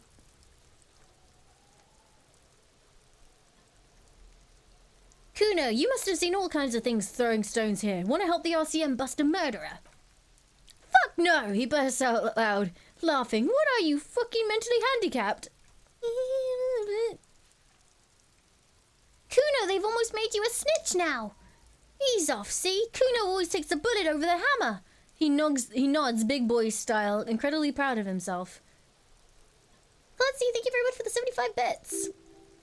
Rhetoric, success. He'd rather die than work with the justice system. I need more empathy.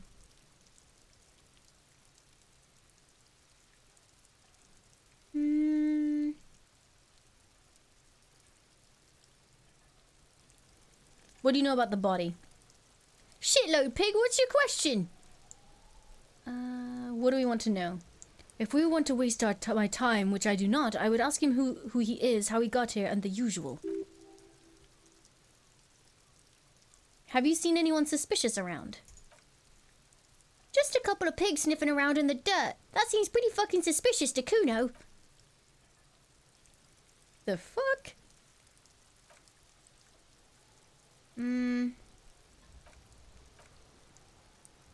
Alright. This isn't going anywhere. Let's try over here.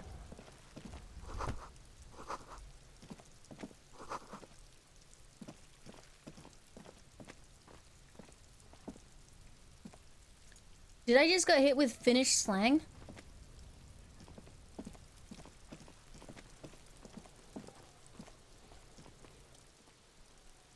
The corpse looks at you with bulging white eyes. The face around them does not look human. It's swollen and ready to burst. His lips are fish-like and his tongue like a bull gag in his mouth. You seem to be holding your breath.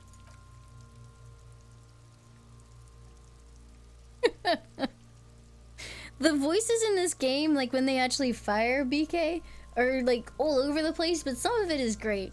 I gotta say, I hate the Kuno kid though.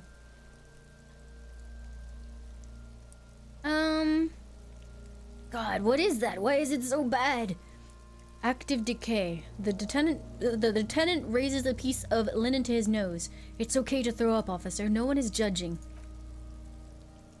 He's about to blow! The cop's gonna blow, Kuno! The smell is repulsive. It pushes in from your mouth, more instant and more familiar than anything you'd expected. More fever than odor. It fills your mind, flushing you from within. Uh-oh. Ah!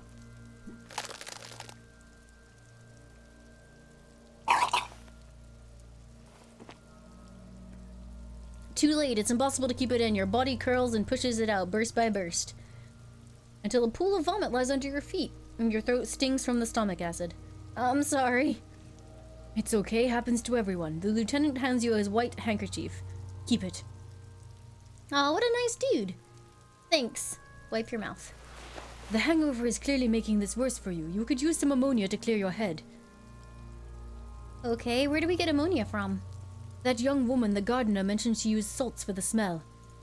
If she doesn't have any, there might be some in the store nearby. I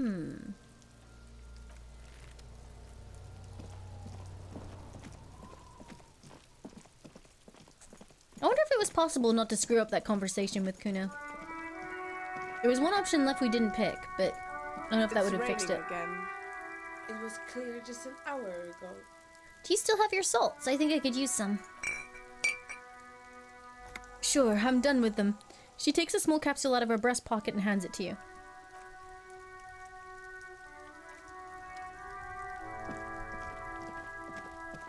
I mean, it could have been that I had enough stats to unlock the conversation, but not to finish it. That's the only thing, I guess.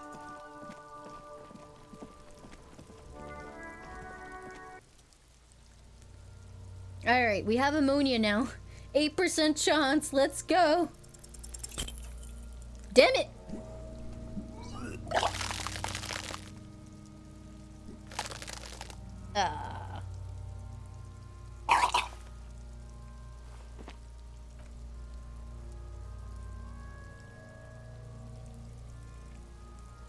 I think I don't want to be a cop anymore. Get a hold of yourself. You feel the lieutenant pat your back rhythmically. The weight is reassuring, like a kernel on solid fortification. Pat, pat, pat. I've seen strong men turn themselves inside out for hours. You're facing tough odds here. Alcohol withdrawal makes it considerably harder. Can't we do something else? I think I want to do something else now. Hi, Domomancer! That's probably a good idea. Clear our heads. But before we can do that, he withdraws his hand from your back and looks you in the eye. You need to get your shit together. Okay. We should go talk to locals, find something else to do while the wind changes. It's pretty bad right now. You have received a thought. When this dialogue is over, go to your thought cabinet in the bottom right menu and equip it. Okay.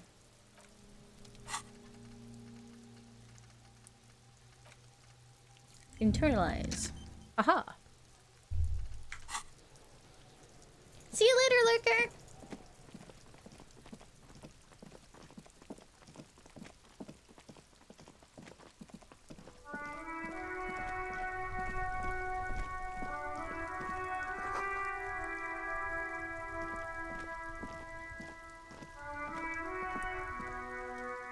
Mail collection box. This post L'Aventurier, I don't know how to pronounce French stuff. Mail collection box has been heavily vandalized with graffito.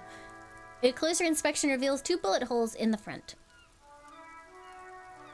Good mail delivery box. Pat the box. The box seems happy. Aw, people have been graffitiing on the box. That's not nice. I feel you, mail collection box. The mail collection box seems cathartic, thankful even. So do you. You shudder and then you swallow. Yay. Hi, Lena.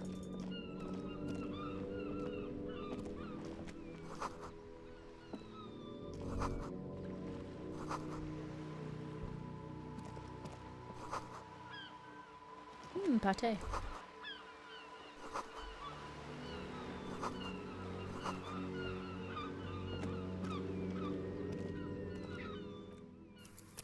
I'm not going to scum in this game for what it's worth. I think it's a good idea, unless I die, obviously, but I think it's more fun to just let the chips fall where they may. Hello, sir. Step right in. The store is open. A young girl with chubby red cheeks waves at you, smiling. Her nose is also red from the cold. Hello, I am the law. Hi. I am the law. I know, sir. She stomps her feet to feel warmer. Are you interested in a new and exciting book? What kind of store is this, anyway? It's a bookstore, sir. We sell books, postcards, and some board games.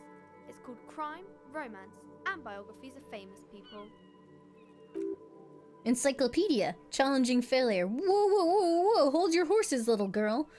What's a book? That is a book. They have stories inside them. It's like someone told you a story in a really long letter. What's a postcard? A postcard is a small cardboard picture. You can write a few words on the other side and send it to your friend or beloved. She is unfazed by your questions. She would consider it impolite to point out any perceived weirdness. What's a board game? Board games are like little games on a table, made to pass the time. There are several different ones, but sailors here mostly buy cards. Interesting. Thanks. My pleasure. Anything else you'd like to know? Is it okay if I ask you some questions? Okay, sir. I'll try to answer any questions you have. I hope they're about books. What is your name? My name is Annette, sir. My mom, her name is what is it? Plaisance. She owns the store. She's inside minding the register or organizing the stock. Her name's Bob. The girl gazes at the window, then suddenly jolts her eyes wide as if recalling something. Feel free to step in and browse our wares. And you're standing out here in the cold because... I'm signaling that the store is open, she nods eagerly. Otherwise, people might not know. They'd miss out on the crime, romance, and biographies of famous people. A sudden gush of wind turns the pages of the books on the counter. She covers her face, smiling, but she's cold. You're cold. Can I help in some way? Kind of you to offer, sir. She doesn't know what else to say. What could you do to help her anyway? I should have a word with the store owner, maybe? Oh, no, sir. I'm happy to help Mom by luring in customers. She stands upright and smiles like a little soldier. Besides, I have some hot juice in my vacuum bottle to keep warm. Shouldn't you be at school or something? I do my studies at home at the moment. I have to help Mom keep this place running. Isn't going to school more important than this? Mom says it's necessary to do both because it builds character. Mom says a proper worker is dutiful, and that's how you get ahead in life, you succeed. How's the business going? Mom says it's peachy. She was a little afraid at first, but there's talk about this house being... cursed. Behind her, the window has been boarded up. You sense some boards creaking, twisting for a second, and some kind of doubt in her tense shoulders. Cursed? In what way? Cursed in a way that makes them say that no business has ever really thrived here, sir. That they all go... She's looking for the right word. Ass up. She blushes. I wouldn't really say it like that, but I guess so. This sounds rather serious. I should probably look into this. Casper, thank you for the sub! Thank you for the support and welcome. Narrow your eyes and look through the creaking boards on the window. We can go into the bookstore and ask about the case, but I don't see much to look into here. The lieutenant makes a note in his notebook. Yes, she chaps. Please do look at our wares inside. The postcards and board games are what you asked about are also there, sir. How does this curse manifest itself? It does not manifest itself in any way. It does not exist. I liked it better when we were talking about whether it's appropriate to stand out in the freezing weather.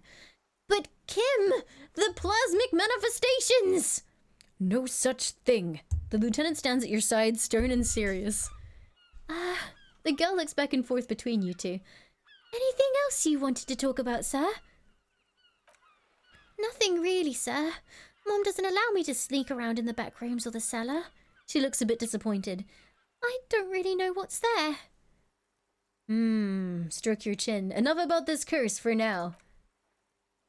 What is this crime business? Crime fiction is about murderers or burglaries or things like that. And the work of a policeman or a private detective who's trying to solve a crime and catch the criminals. Wait, not crime fiction. I need to know what crime is. She doesn't know what to say. It's that bad, point to your head. Kim says, crime is a deviation from the law punishable by either a civil or criminal sentencing. It's what the law prevents. Okay, I get it. Crime murder gets the people going. She tots. And it's kind of like a puzzle, too. You can guess who the criminal is or how the good guys are gonna catch him. I'm a policeman myself, by the way. The law, as I said. You don't look like much a policeman. She examines you as if to find something policeman-like. Well, what does a cop look like, then? I didn't mean to offend, sir. Sorry, sir. It's just that you don't look like Dick Mullen. She points to a book cover on which you see a strapping Vespertine officer. He stands grimly over the body of a dead woman. Wow, look at that guy. I'll never be as good as Mullen. Oh, don't say that. He's not even real. You're real. That's right. A real failure. Her eyes shine with sympathy. Cheer up, sir. No need to compare yourself to a fictional character. Maybe you can show me some real deductive police work, sir. Her smile is warm and consoling, unlike the imperial image of Dick Mullen. Like in the books. Alright. Okay, I'm gonna deduce something now. The girl keeps her hands folded, hidden. Why is that? Hey, why do you keep your hands folded? What do you mean, sir? She looks wary. Empathy. She knows where this is going. You don't need to be worried. I'm here to help. She looks around anxiously. Her hands remain folded in front of her. She doesn't want to show them. The lieutenant stands by, looking at the two of you with little interest. Empathy success. A facade of true professionalism. He is far more intrigued by the situation than his poise reveals. It's okay. She brings out her reddened hands, her nails are frayed, nearly chewed down to the flesh. You bite your nails. And you knew this from me keeping my hands folded? She shoots you a suspicious glance. There were a few other hints. Well, that proves nothing. Anyone could do an easy deduction like that. Her eyes flash with defiance. She's not impressed. Suggestion. Success. She actually is impressed. This is more like a defensive reflex. Want more? I bet I can figure out why you bite your nails. I've got a few reasons in mind. She nods, half provocative, half enthusiastic. You're uptight because of your mother and the pressure she's been putting on you. Dismay flickers in her eyes. Maybe so, sir. She sighs. Okay, I know it's a bad habit and I shouldn't. Either way, another ace deduction by the #1 detective in town. It was okay, sir. She's still got a rebellious streak. Composure. There's more that can be achieved here. Ask her to do the same. You think so? Fine, do better. Deduce something about me. Annette. You're quite sober. She snaps back quickly. The lieutenant does not flinch at this comment. He does not flinch even a single bit. He is intensely not flinching. It takes effort. I am also sad and my head hurts. I'm sorry, sir. She looks at you in the eye, sympathy gleaming in her face. I hope things get better soon. There she stands, swaying on her feet, assaulted by the early spring breeze. She smiles at you. The whole situation feels suddenly familiar somehow. Logic success. There's something you're missing.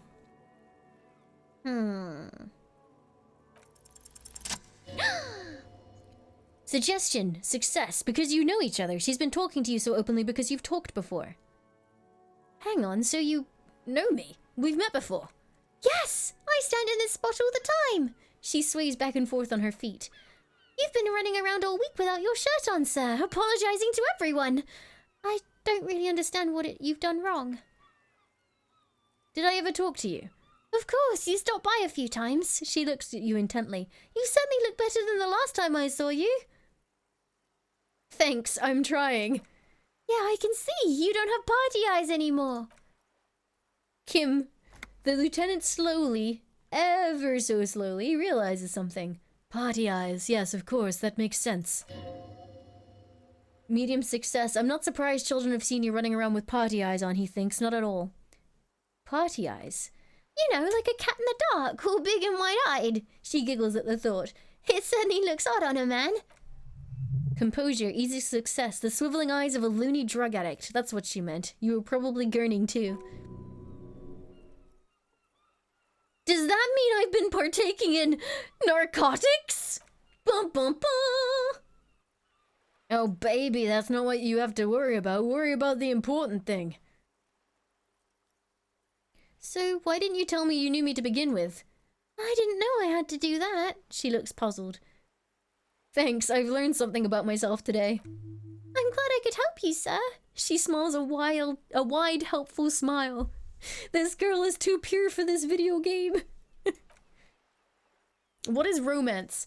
It's the type of book where there's a rich lady and she has to choose between the good man and the bad man. She smiles at the thought, perhaps imagining herself in that situation. Or there could be a story about a poor lady getting a rich man. It's about a man and lady business, sir. What about a poor man getting a rich lady?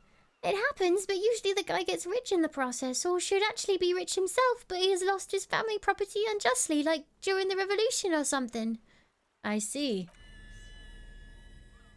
Those are unhappy books for most of the pages. People sad about what they've lost, but it all turns out fine in the end. But what about when both of the men are bad? Those aren't very common. You can't have a chance between bad and bad. Nobody wants to read a story like that. What if it's written really well? Well, maybe then it's fine. Maybe if the lady decides not to pick Eva, and maybe she doesn't need a bad man. Yeah, that would be interesting. What about when everyone's poor? That's not really a proper romance story. That's more like everyday life. Oh no! Don't hit me with that. Sometimes you have to write about real life things. Not in romance books, sir. These are about nice and pretty people and everyone's happy in the end. What about a book where the man and lady business doesn't work out at all? I haven't read many of those. Maybe you should ask Mom. Yeah? You think she has one about an excruciatingly painful breakup? I don't think it's a romance story if the main characters break up, though. She pauses, trying to figure out the appropriate answer. One where they plunge into a torrid spiral of pain and recrimination, only it's really long and drawn out, scarred for life, phantom limb. I don't think the kid needs to hear about that. Okay. Sometimes they break up for a little while, but then they always get back together. Alright, who are these famous people? Oh, kings and queens and generals of old, or artists and writers, or musicians, those kinds of people. There's usually something extraordinary about them. I should put the voice acting tag on, I just realized I didn't. I'm gonna suffer, I'm gonna tag it appropriately. There we go. She scratches her cold reddened cheek, then continues. I think that's why people read them, to find the secrets of their fame. Easy success logic. That seems like most people who read these books fail to get more famous from reading them. Reading those doesn't make readers more famous, does it? But it does make the famous people more famous, she smiles gleefully. Famous people sound like a bunch of dorks. Annette's expression remains ever so helpful, but she doesn't say anything. Okay, she looks at you with her wide eyes. See you around, Annette. Thought complete volumetric shit compressor. Bizarre scientific news from Revachol West today, where a police officer's shit has been observed by a pressure of around 495 gigadecimals. These metallic hydrogen levels of shit togetherness were thought to exist only at the center of collapsing stars, not law officials. It remains to be seen how long the shit singularity lasts. Yay! But first, it is far more important to me that we go and give this child's mother a talking to.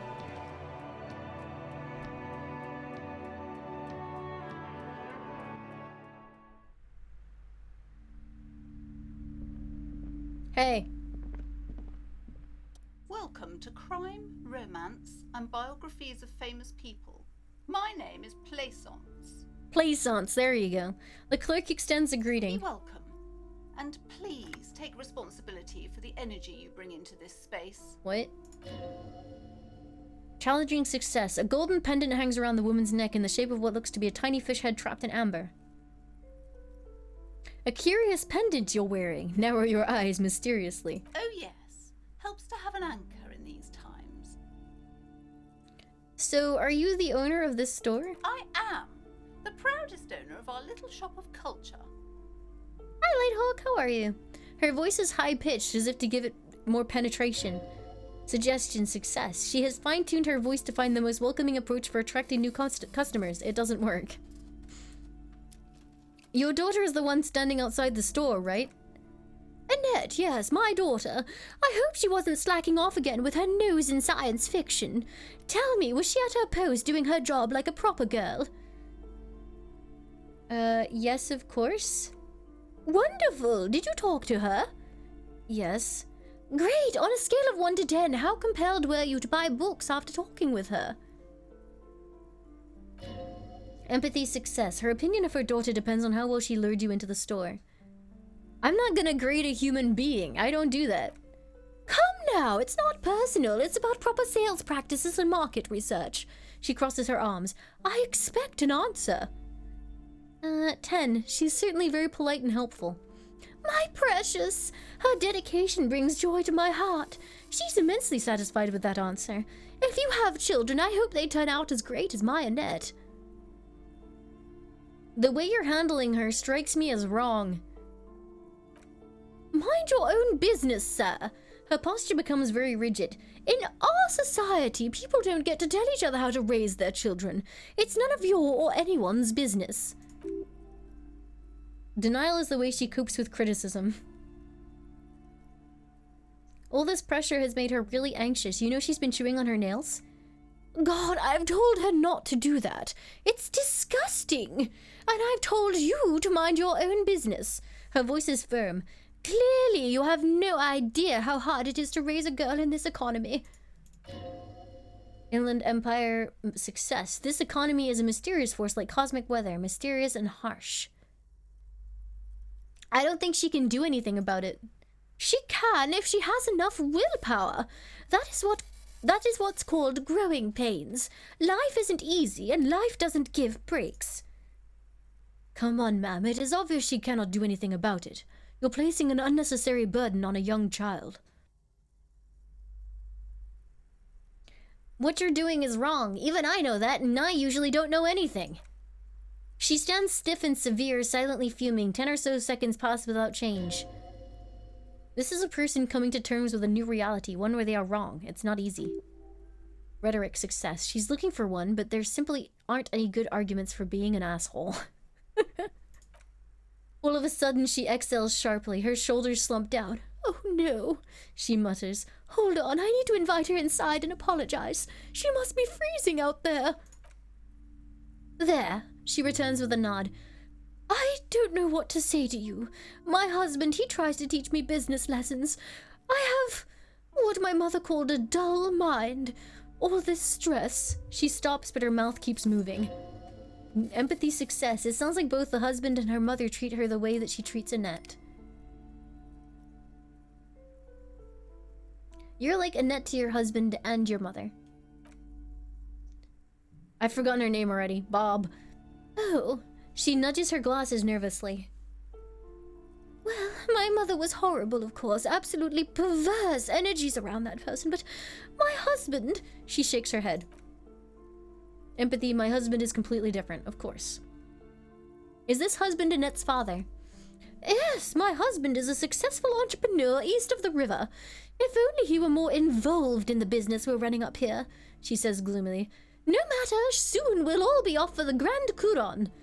Wait, Grand Couron? What is that? It's a proper place to live. One of the most peaceful neighborhoods east of Jamrock. You may know it for its massive housing projects. Most of the buildings are empty at the moment. Her smile is wide. It's a great opportunity to get ahead of the crowds. Better times ahead, for sure.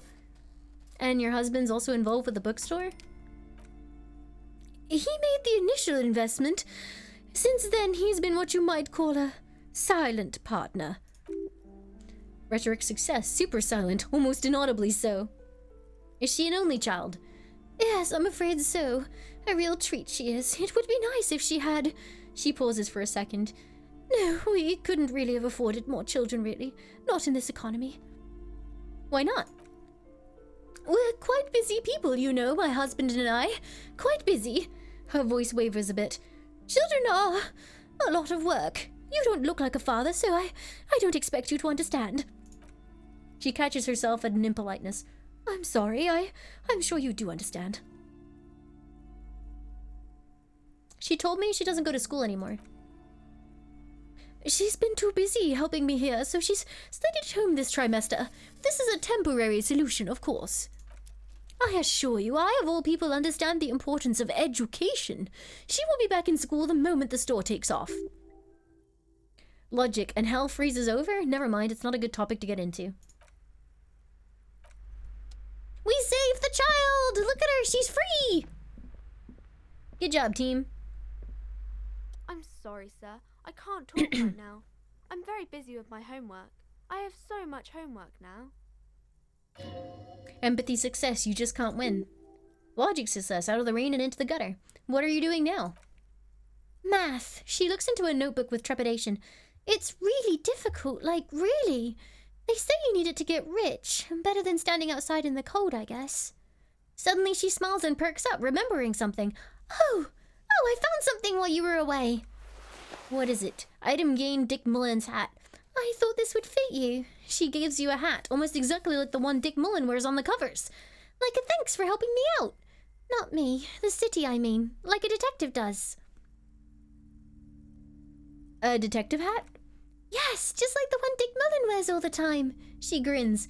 You'll look way more serious with that. Suddenly, she looks back at the infernal scribblings under her nose. Right, I have to get back to my homework now before Mum notices. Man, this is hard. She gave me a hat! Hells yeah! Let's go. Yeah, sorry. Kovubot checks for sub status rather than the emote itself because the emote is just a code. So if we enable just the code, it would be everybody. Apologies.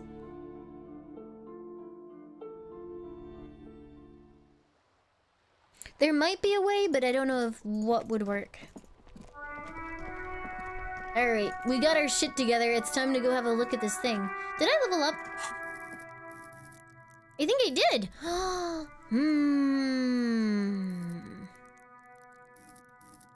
I don't know what to level up.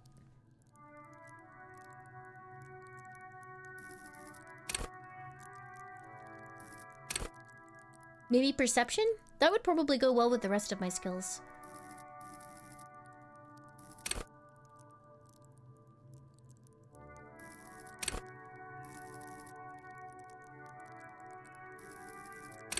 Perception and reaction speed would be nice.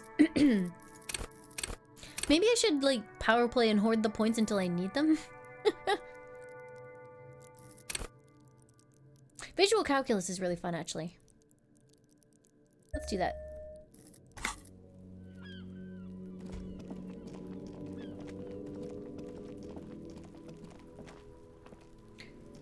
Oh, really, Nokos? That's cool.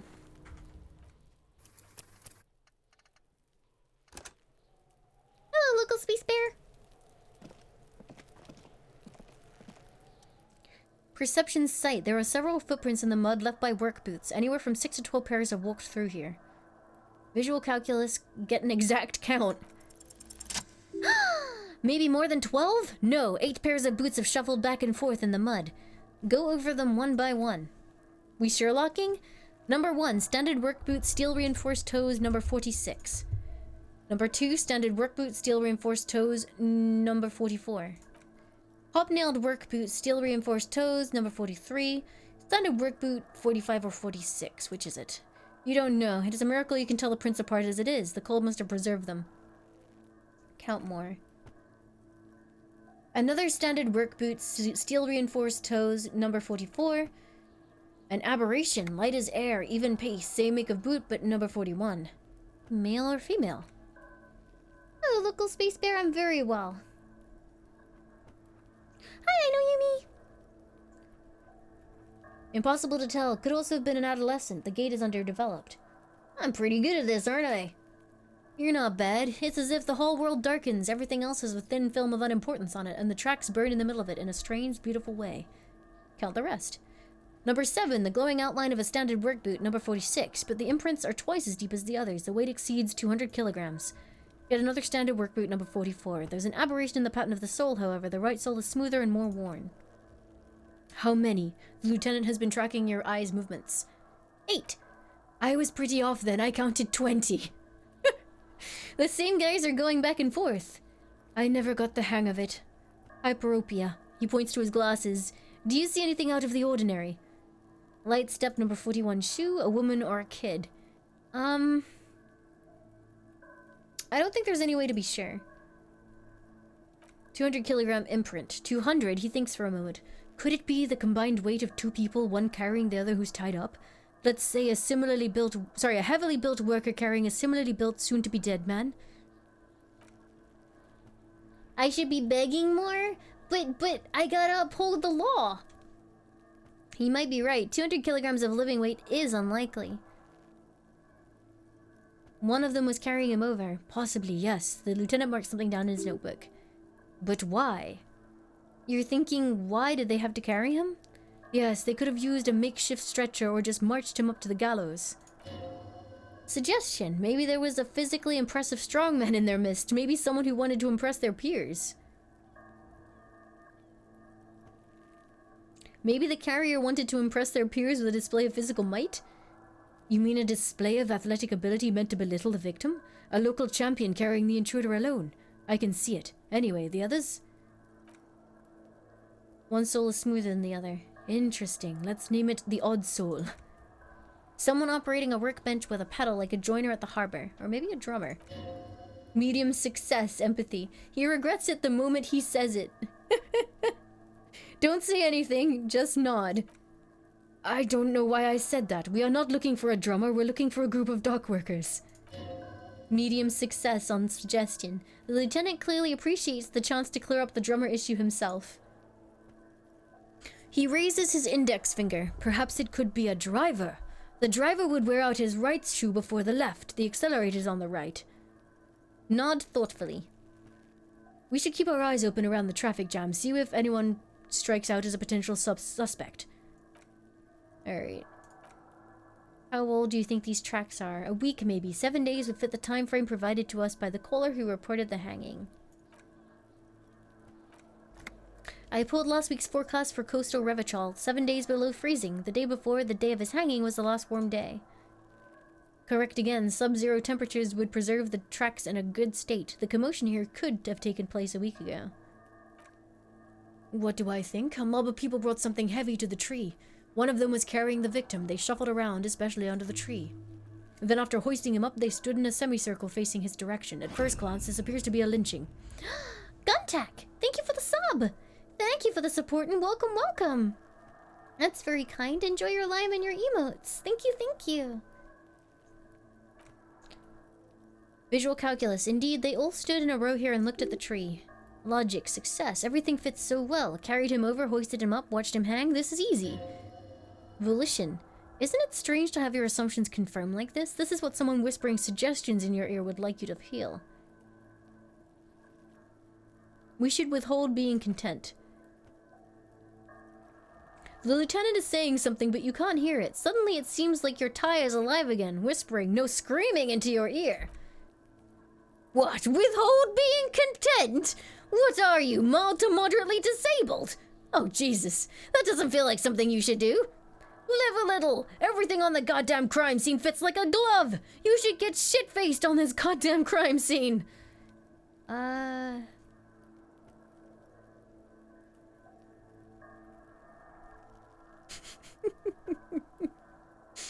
I like how vivid my interior is, but could we maybe go do something that doesn't involve getting drunk? He wants to have fun without alcohol. That won't be fun. That'll be boring and sad. Detective, he's staring at you as you clutch onto your necktie. We should celebrate by getting absolutely under the hammer in this yard. Say, I'm experiencing a mild malfunction, Lieutenant. Something to do with my tie. It'll pass. Can you hold on for a moment? The man looks at you curiously. A beat passes in silence. The wind blowing, the cargo belt squeaking. Empathy, medium success. The lieutenant doesn't understand what's happening right now. You're twisting at your tie, looking sweaty even by your standards. He needs to say something. I agree, he clears his throat. Our assumptions could be wrong. Better not to have them confirmed just yet. Do you see anything else?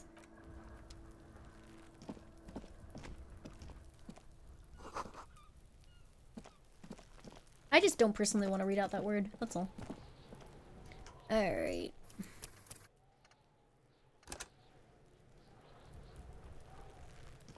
Yes? Okay, let's investigate the body again. Alrighty. We have a high chance of passing this now. Damn it! No!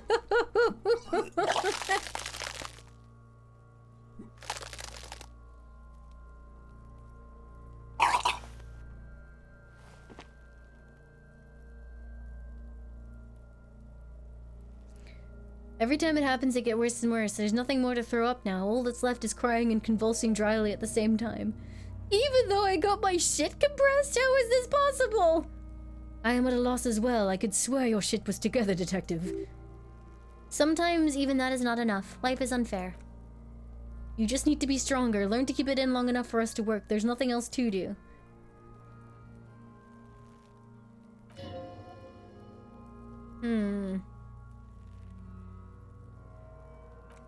Alright, we can't solve this for now.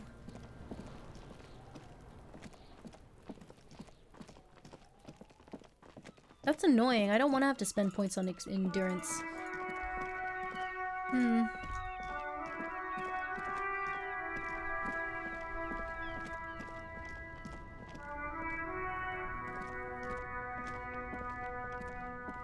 am a gander and a hunter and a gatherer. Feel like a traveler. The man mutters to himself, accenting the beats as he goes. I am the law. Yes, you are, my man. He nods emphatically. Keep listening. From another planet. Hey there. What's going on here? It's the jam, my man.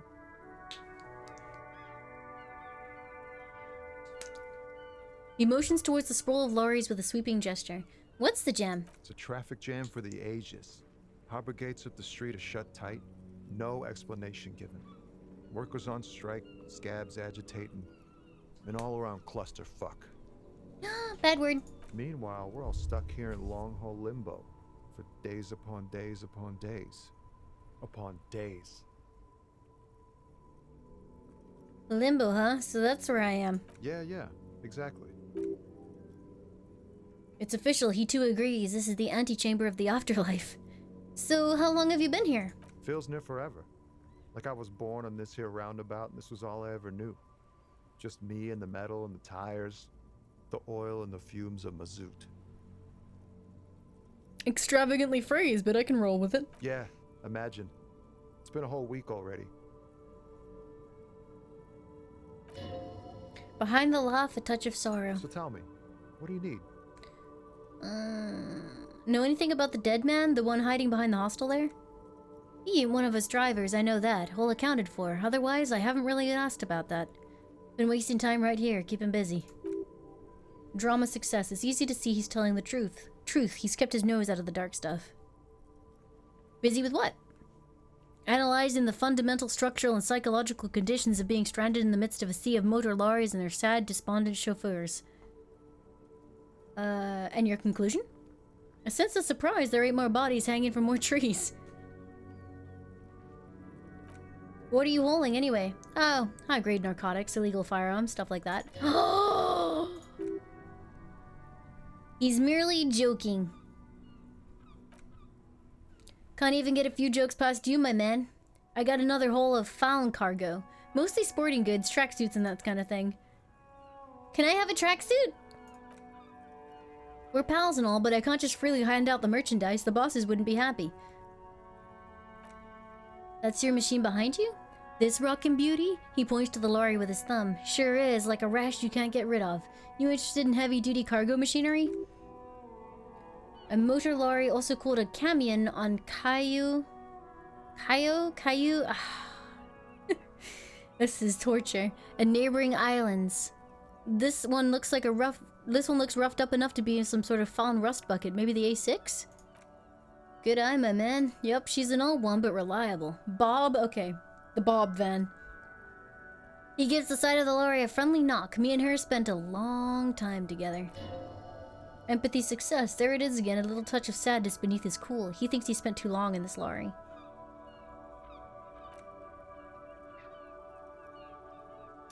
What do I see in his eyes? Damn it! Hey, my man, I want to know about your soul! You really are the law, aren't you? I get that being bluntly observant and inquisitive comes to the territory, but it certainly doesn't help with your conversational skills, does it?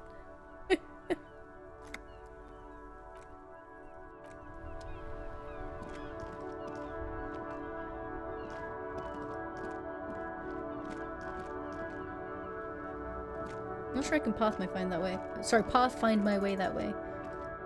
Oh boy.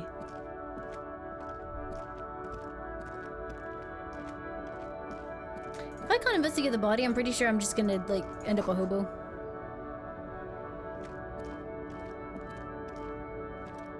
Horseback Monument. An old monument stands in the middle of the traffic island, pointing towards the sea. It looks as if it's been reassembled piece by piece, secured and mounted in the air with the aid of numerous ropes and rods.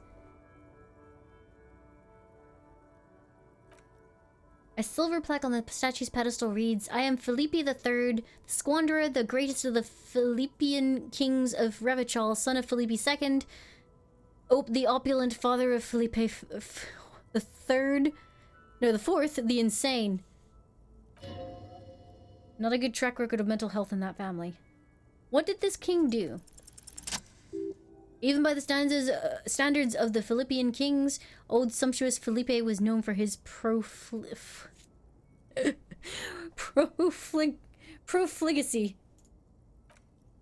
Well, he blew through the whole national treasury, starting with the decline of one of the penultimate century's greatest superpowers, the suzerain of Revachol.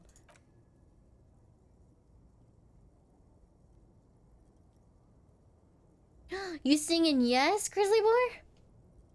His own maladministration foreshadowed the fall of the monarchy during the anti-centennial revolution and an end to his family line and the monarchy on the Insulindia Sola. Stories have it that he had his bedroom converted into a treasure chamber where he stored unfathomable wealth. He called it the Sol Aurum. It was obscene. There were whispers he slept on a huge pile of gold-dipped feathers like some beast dragon instead of a bed like a normal person.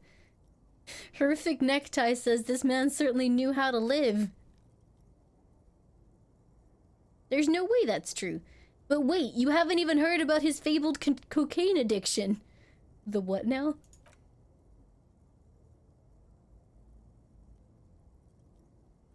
Why is just a JoJo reference? Because it's used in JoJo? I just like yes. You see, old Felipe wasn't just good at squandering the national treasure on gold and ceremonial weaponry. He was also a prodigious snorter of nose candy. So what's nose candy? Cocaine. This is a lot to process. His Majesty's courtiers said it helped him connect with the higher realms. Beneath the cold waters of the Insulindian Bay, they're thrown there by the revolutionaries after they cleaned out the royal mausoleum. The original was blown apart by... Sorry, what happened to the statue? The original was blown apart by communards, then further damaged during the landing of the coalition's airships during the turn-of-the-century revolution, when Martinez was leveled. Most historians think that the coalition's hasty landing may have ultimately saved the statue. If the communists had had more time, they would have reduced it to even finer pieces. Who restored the monument? Some years ago, a group of liberal, artistically inclined individuals, designers mostly, thought it would be ironic to restore the statue of the most wasteful ruler of Revachol in the poorest part of the city. The statue was supposed to capture the moment it was blown apart like an instant frozen in time, a rare butterfly trapped in amber floating on a sea of shit. Yeah, okay, that's super brilliant, dude. People in Martinet tend to disagree, as do many prominent art critics and thought leaders with more nuanced social awareness than the young ironists.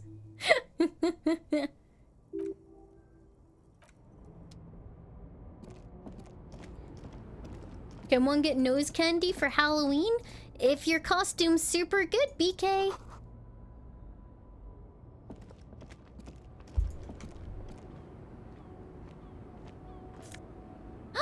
A white tank top. Increases my physical skill, of course it does. Ooh, money.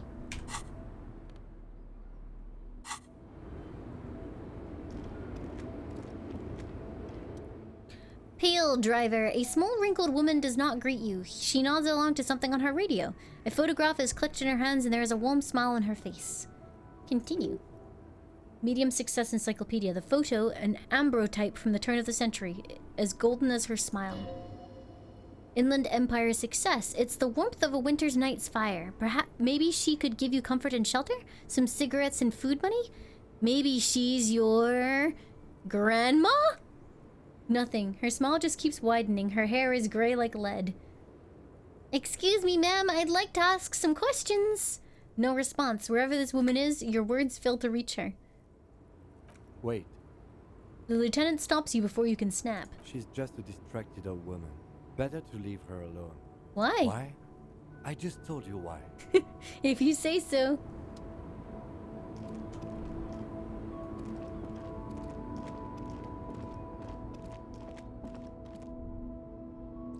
It is saved on the VOD if that helps, Matt. Stas Rajko, one of the finest Zemsk-made motor carriages ever, an oldie but a goodie. Who drives these? Not many people outside of Grad and Revachol West too, it appears. Hey Kim, check this out! That's a classic model, the lieutenant replies with a nod. Never thought I'd see another one repainted after what happened last time. What happened last time, Kim? An old case from my precinct. A couple of migrants saw it stopped in the street, painted just like this, muddy brown. Murdered the driver on the spot. They said it was an honor killing. The community protested the trial, flying the banners of some old king or whatever. 5,000 came to protest. Oh no, don't be that guy.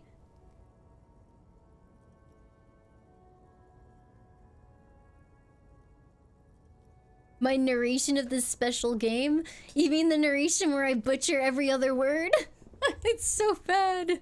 I'm trying my hardest, but there are so many words that are just like, I have no idea. Hi, Pond Water.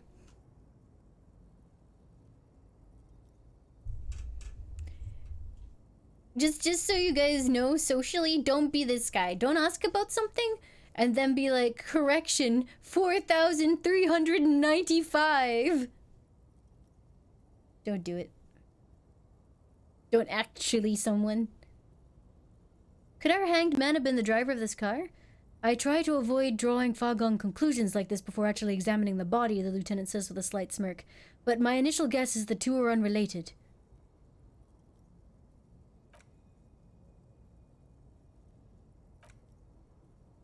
What did they sentence the killers to? He studies his reflection in the car window. 4 years for the murder and reunion. The lieutenant shrugs. The perps were remorseful. Their sorry knocked 8 years off the sentence. That's the system.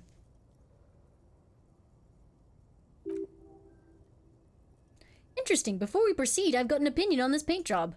Yes, detective? They should have left it baby blue.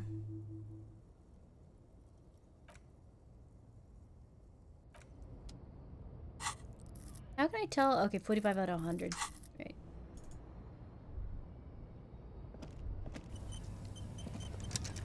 Money! Okay, only 69 to go. No, actually 68-ish.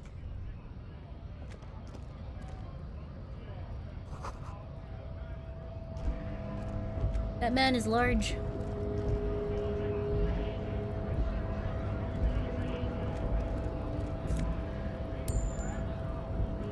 Almost nice, yeah.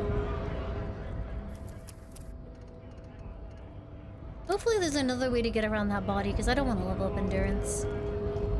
Bastards! We have a right to work!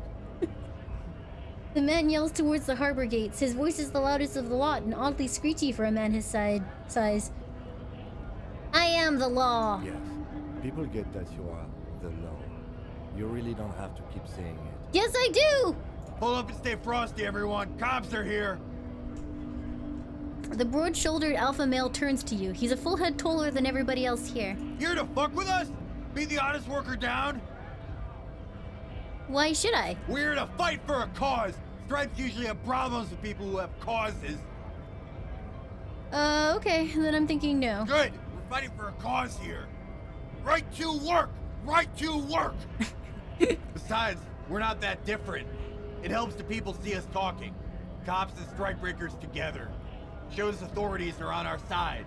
Builds confidence. What kind of a cause are we talking about? Rights of people, rights of workers, to have gainful employment, to make a salary, and feed their families. Uh-huh. Continue. Rhetoric success. His manner of speaking is wooden, the tone of voice bland and uninspired, almost as if compiling replies from a set of learned phrases. I don't think I've chosen any sides yet. Might be time. Don't let the fat bastards tread on you. Cops tend to side with the higher-ups, but you're essentially still workers. I don't trust cops, but I can see you understand the right to work. Right to work. Regardless, I have some questions for you. Maybe you should ask them the questions. Like why we're not allowed to make a living here. Shame on you! We have families to feed, you piece of shit! He points his finger at the men sitting on the railing. So do we, scab! The loitering man hollers in return, "Call me mañana?"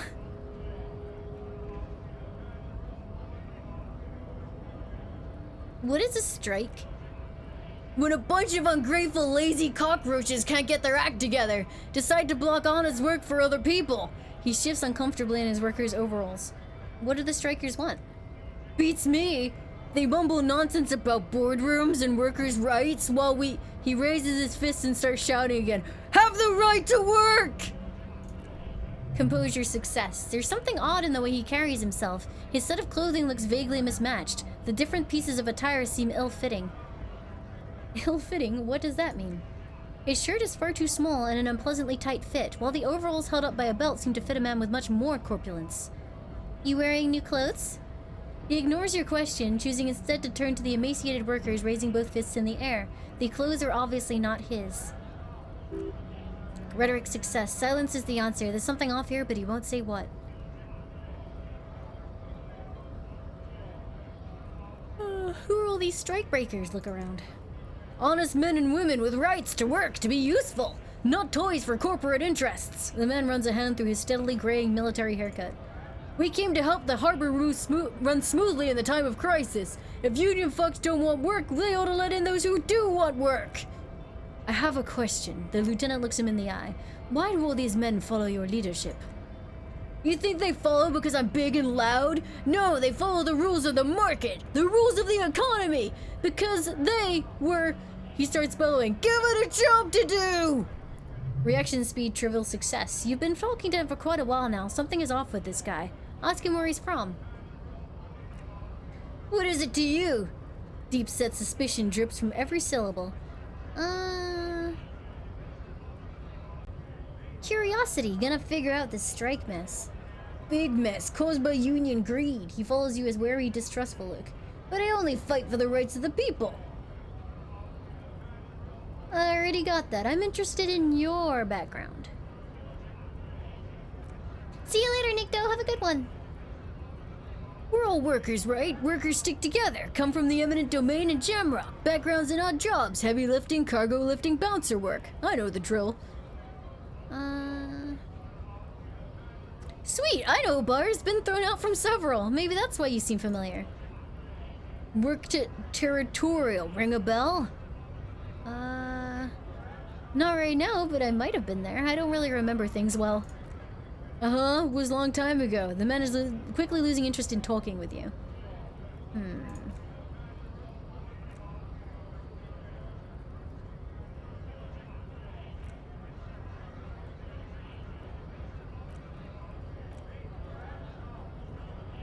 Okay, that doesn't really seem to lead anywhere. Have fun, sorry, I want to get into the harbor too. Have fun, he snorts. Union shits are on full strike. Don't think they're gonna let you through the gates. You trying to meet their fat boss? I'm interviewing the people about a murder that took place here, behind the hostel cafeteria there. I know nothing about a murder. His reply is snappy and terse. Empathy success. The mention of killing sends a barely noticeable shiver of tenseness through him. Interesting. Why so tense? What are you talking about? I'm not tense. Composure. Yes, he's tense. Right to work! He again shakes his large fist and turns back to you. It's shameful, cops doing nothing. You should bring backup, open the gates for us. Blockading a gainful employment for workers is a crime. I don't know. We're not picking a side on this just yet, sir. Pity. He turns around and bellows at the gates. Let us work! What exactly is your goal here? We were promised work, he points to the gates. We'd be in there working if the bastards hadn't shut the gates. And you're unable to breach the entrance? Main gate's locked. Would take heavy ordnance to bust it open. Could try to get in through the secretary's office, he points up the stairs. Door's locked. The guard's blocking the way to the access panel. I don't mean the scrawny mesque punk either. He points at the dockworker idling on the staircase. I mean the head measurer, or whatever he is. Why don't you just talk to him? Like civilized folk, you mean? The man rubs his chin. These fucks don't understand civilized. Kim says it would be better for the neighborhood if you went home, at least for now if you can't get in anyway. No, they'll give up eventually or get drunk. Leave the button unguarded, then we charge. He rubs his jaw, a perfectly lightly bearded square wedge.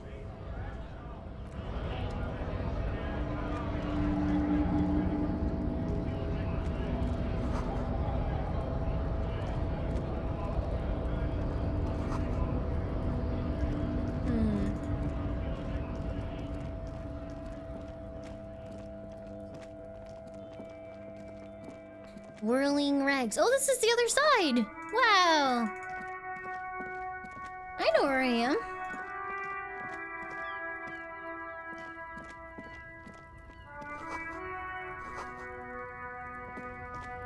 I only have 8 hours left to solve this case, you guys. Otherwise, we're gonna be out in the streets.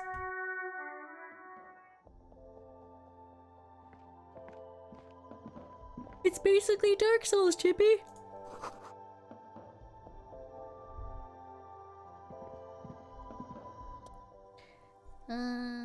Look, I can buy a raincoat, except I can't. What is what? The girl leans over the counter to see what you're referring to. It's a raincoat. If you want to buy one, then it's only 4 real. She taps on the glass counter. The raincoats patiently await purchase.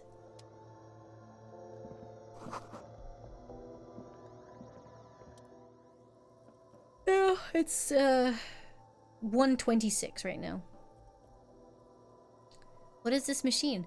Huh? The clerk looks up out of her magazine. Oh, that's the Terra machine. Tare machine? Yeah, but what is it?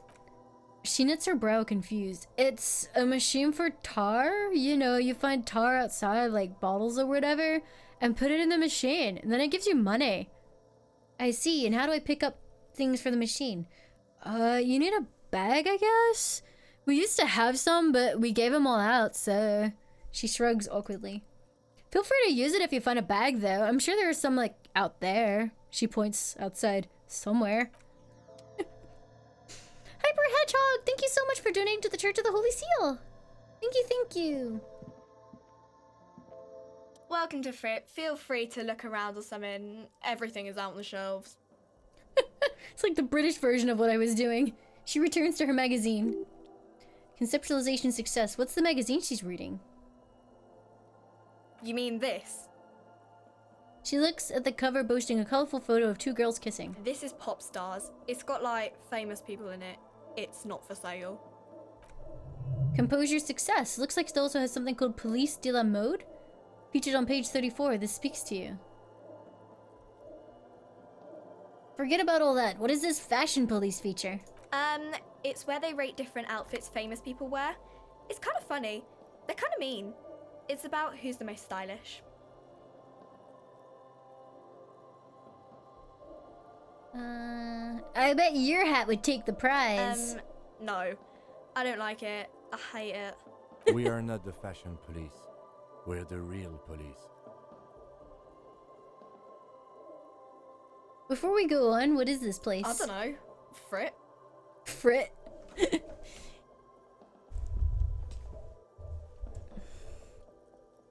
Why is it written with 3 T's? I think they think that the extra T makes it funkier. It doesn't. The story goes with normal Fripp with 2 T's. A men's workshop in Vertifrance was already taken, so when the retail place grew, they had to add in an extra letter. Okay, I'm not really supposed to be chatting to anyone, but... It sounds almost like it's supposed to be London Chav, but every now and again it slips. Hi, Cole, how are you? Do you have any ammonia for sale? She looks up from her magazine, eyes filled with a tired ennui. Yeah, she hitches her thumb towards the end of the counter. What have you got there in, like, the medicine cabinet? Go and take a look yourself. Can you tell me anything about the dead body? I don't really know anything. I mean, I know it's there, but I haven't seen it, so... Do you know the man who died? Not really? Not really? Does that mean you knew him a little? No, I didn't know him at all. How long has it been there? I don't know, like, really long? Hi, What do you think happened? I don't know. No need to worry. The lieutenant's voice is soothing and professional. It's just standard procedure for us to ask around. If you hear anything, let us know. Let us now. Okay. Okay. She scratches her nose. Uh-huh. She brushes a strand of hair off her face and tries to return to her magazine. Can you tell me anything about this reality we're in? Reality? You mean what reality? Economic reality or conceptualization success? She is like a student unexpectedly called upon by a teacher. Can she answer the classroom question? Yes, tell me about the economic reality. I don't really know anything. I mean, I'm 15. 15 is an excellent time to learn about the economic reality. Yeah, she looks at the clock on the wall. That's why I'm working my ass off in is it Fritte? I can't remember what she said. So I guess, like, that's economic. What about the physical reality, then? Hey, Mr. Russell, what have you missed? Some shit.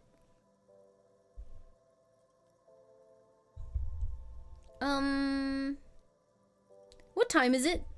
I don't know, look at the clock. It's right behind you on the wall. I kind of wanted to turn it back into a valley girl. The clock shows the time to be 10:09. The hands seem to be still and the clock doesn't work. Great. As in mankind or a nation or... What will her essay prompt be? As in mankind. In a good place? She rubs her face thinking. What's the revolution? When ordinary people take over the government and, demand democracy? Yeah, it happened like 50 years ago or so. Sorry, I'm not very good at this. History, I mean. What's the coalition? Someone told me there is one. Our government? Or do you mean something else? Sorry, I really need to finish this article. She taps the magazine on the counter. Alright, I can't really afford ammonia right now, so whatever. Yeah, we saved a net, so basically we're done for today.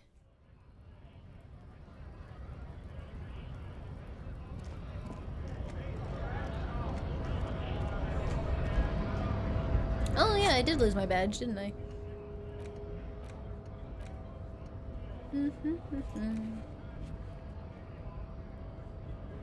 Oh yeah, I was supposed to see who made the call. I forgot about that.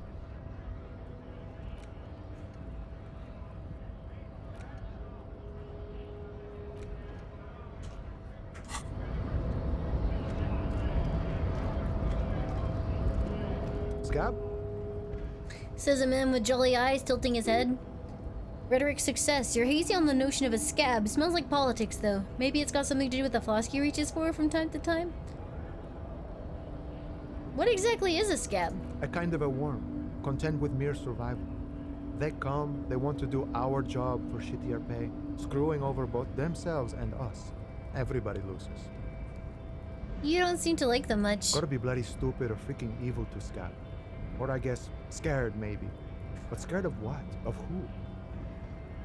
He looks at the mask, squinting his eyes as if trying to ascertain what they're scared of. Personally, I'd rather beg than scab. If the gentleman shouting on the street came begging, maybe they'd have gotten something.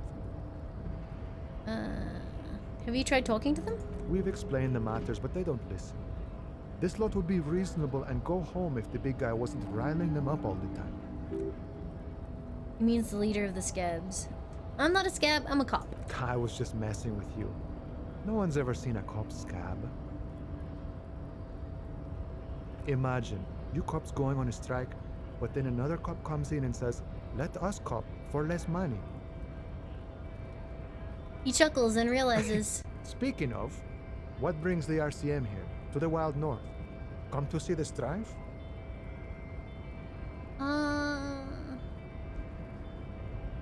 I come to Martinez investigating a murder. Murder her? That sounds like a lot of hard work.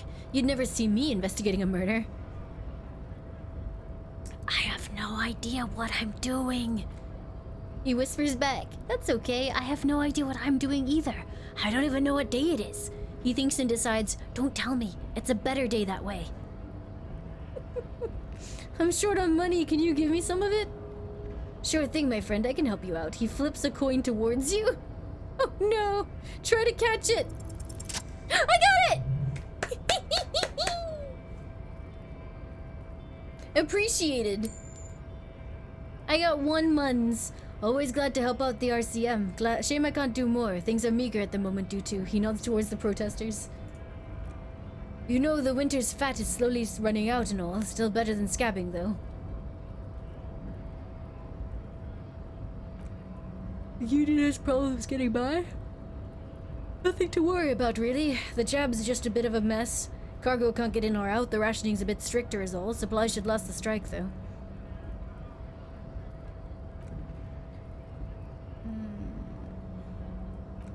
I need to know what's behind these gates. I'm exploring.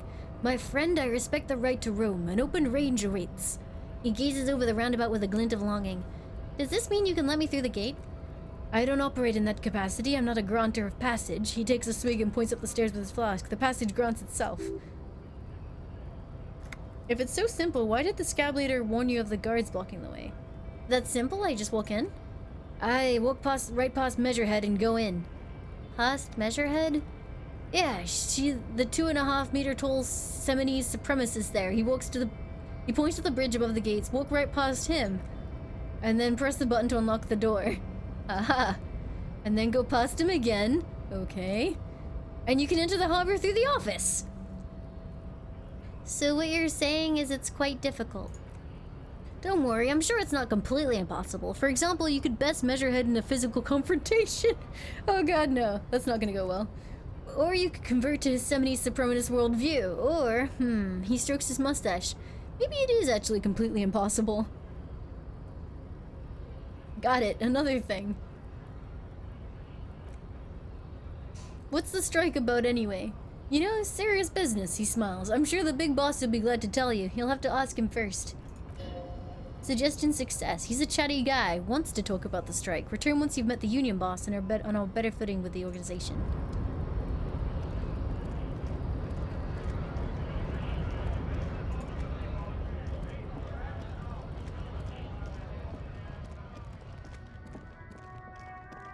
Okay, so let's go radio Sylvie about whether or not it was her. I'm really enjoying this game. It's just kind of heartbreaking that it's so wordy that it's not impossible to stream, but my mouth is so dry and I've been chugging water the entire time.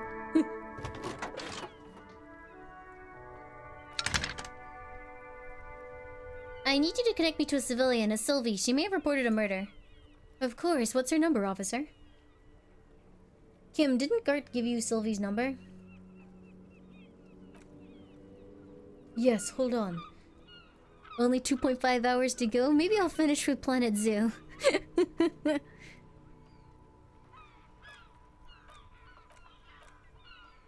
Wait patiently. Lieutenant Kitsuragi slowly begins to tap a little rhythm with his right foot. Quite a lot of time has passed. Officer, she finally returns. I have Sylvie Malaika on the line for you.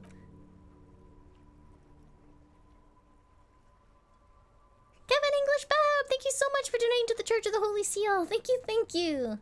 Yes, hello. A female voice greets you through static. It sounds like she's a million miles away from here. Hello, this is the police calling. I have some questions for you about your last days at work. Oh, right. She recognizes your voice almost immediately. Hello, officer. What can I do for you? Empathy success. You can hear her resentment in her tone. She's not thrilled to be talking to you again. Have you seen my badge? Yes, I know who you are. You're a police officer. The law. Rhetoric success. This exact conversation has happened before. Establishing authority before this young girl seems to have been important to you in the past. Don't go there again. My badge is missing. Have you seen it anywhere? Oh, no, I haven't. Sorry. Composure success. Real policemen have uniforms too, by the way. Where's yours? Kim doesn't have a uniform and he seems real to me.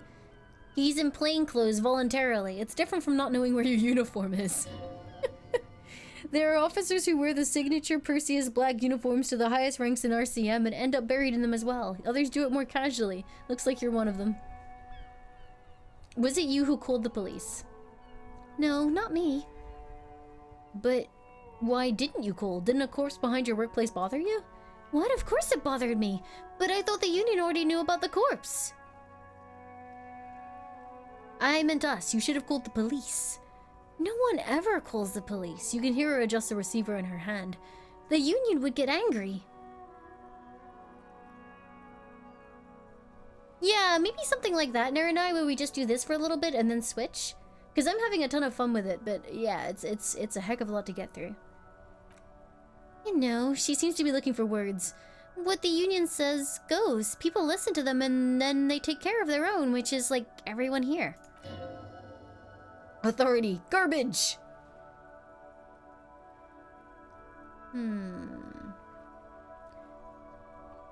Talk to Kim. Is she speaking truth? The union is the law around here? Legally, no. But in reality, yes. He looks around. Martinez is de facto policed by the dock workers union. Imagine books but video game? Words are not necessary to fill the lieutenant's discontent for the situation.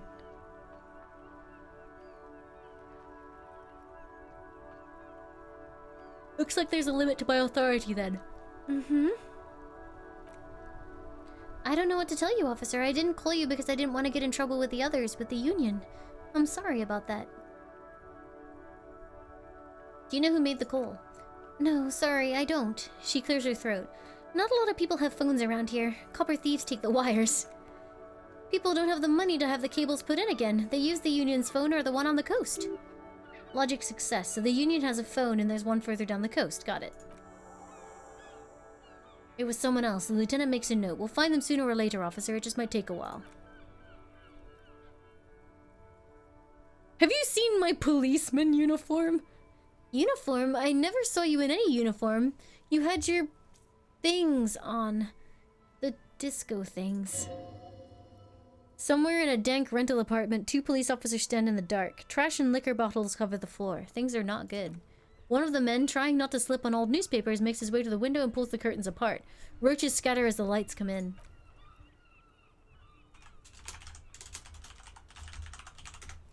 This is a very interesting game. God damn, Officer Michael Elfboy Williams speaks to himself.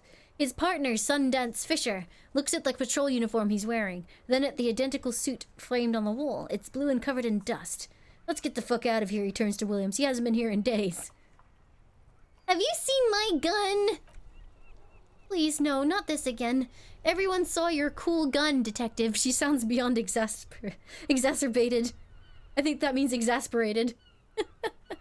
I showed you my gun? When did it happen? You were trying to impress some people with it. Everyone was eating and she stops hesitantly, not sure if she should continue. And what? What did I do? You were waving it around in everyone's face, begging them to describe it. You said it calms you, and then you started making suicide jokes. It got pretty graphic. Holy shit, I'm a terrible person! Drama success. Oh, those again? I have been trying to wean you off of them. Off of what? You know, where you put your gun, your actual gun on your temple, pretend to shoot your brains out? Off of that. People don't like that. Rhetoric success. I remember this. You were screaming things like, my brains are all over the walls, painting them red. I won't be seeing it because these are my brains. I can't see without my brains. Very nice visuals there. Empathy success. Some poor sod was trying to eat his pudding while you were screaming, spit flying, imitating the mercy shot right next to him. Spat in some food. I don't think he touched it after.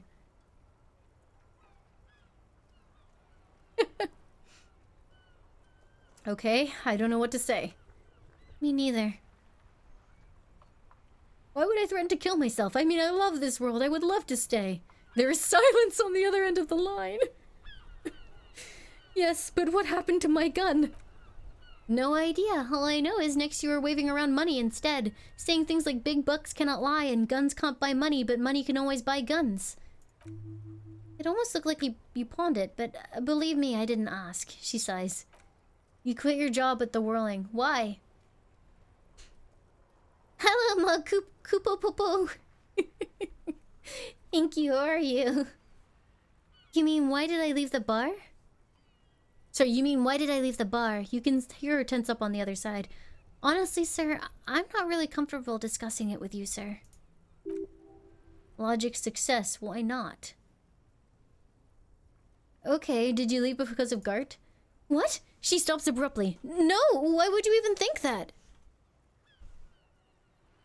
He told me he asked you out. Are you saying it didn't happen? Please don't bring Gart into this. It's none of your business. I already says I don't want to talk about this. You're messing everything up again. Okay. I do hope so. Please don't call me again. Bye. Empathy! Medium success. Yes, you have obviously done something to upset her at the Whirling in Rags while she was still working there. Wait, before you go, you're mad at me, right? Tell me, what did I do? I can't remember anything. I'm not mad, it's just the static sighs again. You were so drunk and so emotional all the time, and then the skua thing happened. It just made me want to quit. What skua thing? That stuffed bird, the great skua. You threw it against the wall while screaming, "Fuck the bird!" and laughing like a maniac. I think you said it had been giving you shit ever since you got here.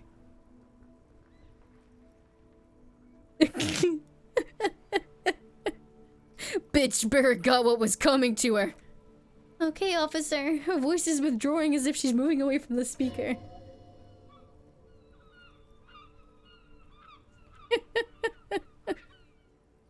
So you're telling me that I was the one who made you want to quit? Yes, obviously. You were the worst client I've ever seen. And I have seen so many assholes in this place. I've had sailors fighting, union guys grabbing my ass, kids stealing booze. Once a guy was glued to the karaoke machine for 2 months, but you... She pauses. Go on, I want to know what I did. Well, you were worse than all of them. Honestly, you were getting borderline aggressive. Even about little things like not turning down the volume at 3 a.m. I even liked one of those songs you were listening to on repeat. No more. I hate it now. Hold on, which song? We Go On by the OO, she sighs. I can't listen to it anymore. You've turned it into a parody. Sorry. I'm sorry about the song. To hell with the song. Then there was your room, your project, an experiment to see how bad it can get in there. I tried to send in the cleaner, but you wouldn't let me.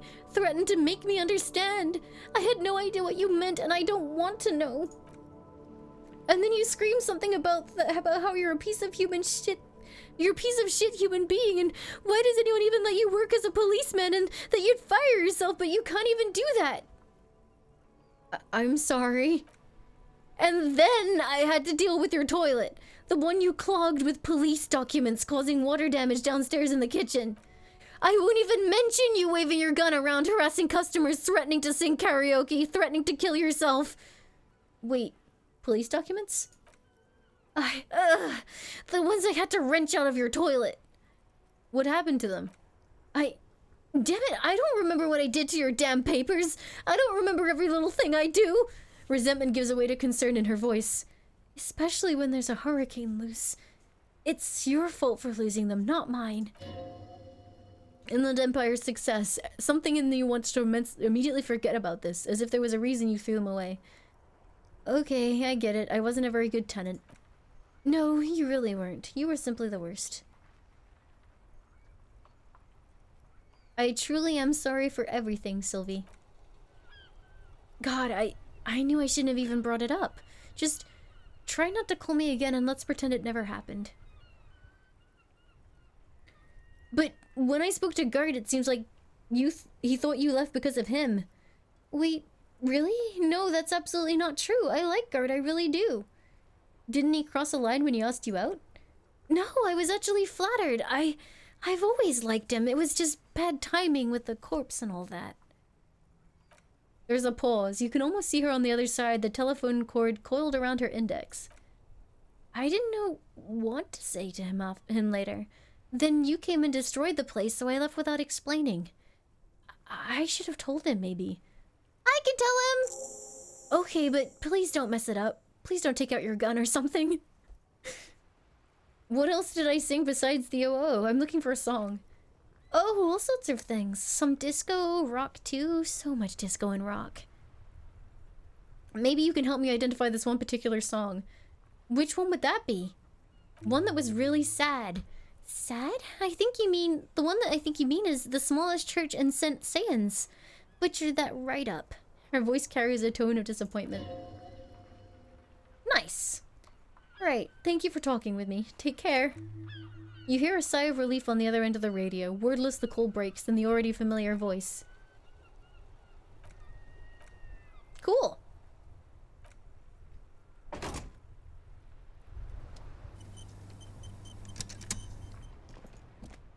Suggestion. Hey, so we've been monitoring you internally and now we know you're a capo type.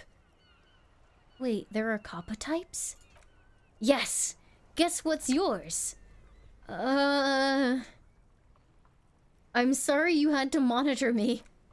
Okay, just for the length of this short demonstration, please say something that isn't I'm sorry. Guess, what is it? Sorry, cop? I'm sorry. I'm not sure.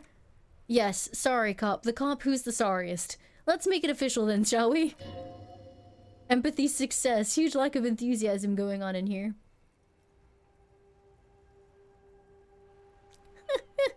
Won't the other capo types be jealous?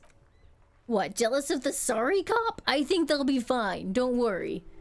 Conceptualization success. They'll be super, super fine, and it'll be totally okay. You can dual capo type from sorry to anything. Ooh.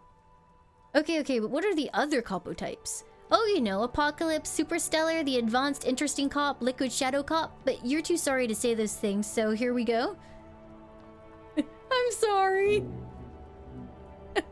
Suggestion, of course you are. It's okay. See if you can get something out of this, like info, or maybe every time you say you're sorry, you get a million bucks. You get a million buck soups. Get $1 million bucks. Logic success, that won't happen.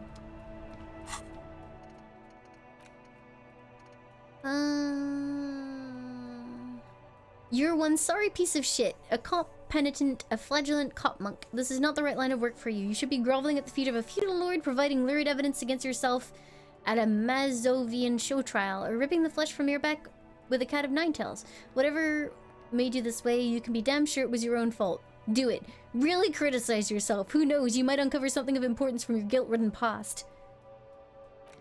Internalize!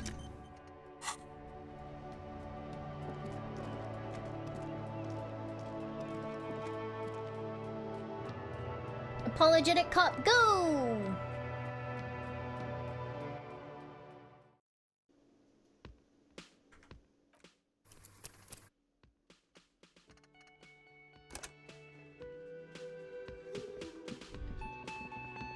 What was that? Theme on that pinball machine is a standard royalist theme used in everything from pinball cabinets to full-flavor cigarettes.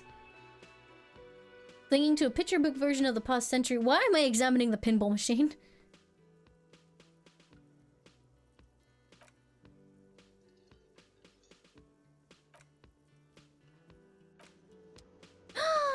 Chippy! Thank you for donating to the Church of the Holy Seal. What a good use of your points. Thank you, thank you. Can I help you? I talked to Sylvie. She left because of me, not you. Wait, what? He looks up, surprised. But what about the bird? The bird? Yes, the bird. I found it lying on the floor with a broken wing the moment she left. The morning she left. She didn't break it, I did. I threw it against the wall. You broke the skua! His face is flushed with emotions. A rash covers his neck. I assure you it was him. Empathy success. It's as if he can't decide whether to be angry or relieved that it was you, again. A pop-up appeared and told you to do it? You were compelled? It's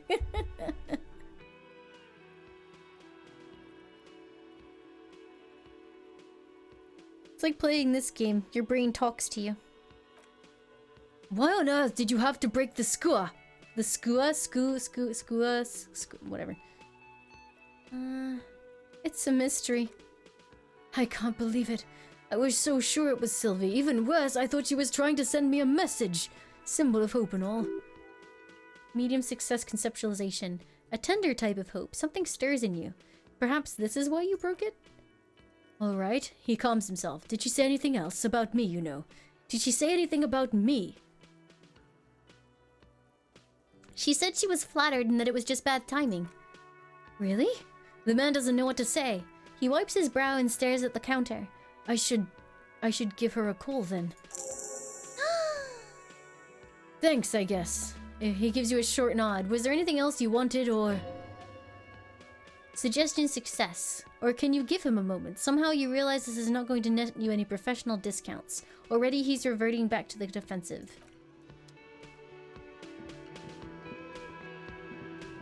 Hey look, we're in the kitchen now.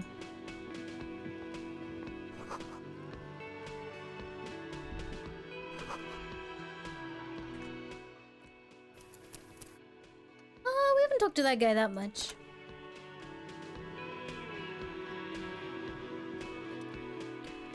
A thin man is smoking below an exhaust hood, occasionally sipping from his mug. This must be the Rolling's cook. As you step in, he nods towards the table and says something in a completely foreign language. The only words you can make out are Gorasi and Quebec. Logic success. Okay, it's definitely not his name. Whatever you do, don't call him Gorasi Quebec. Please, it's not funny.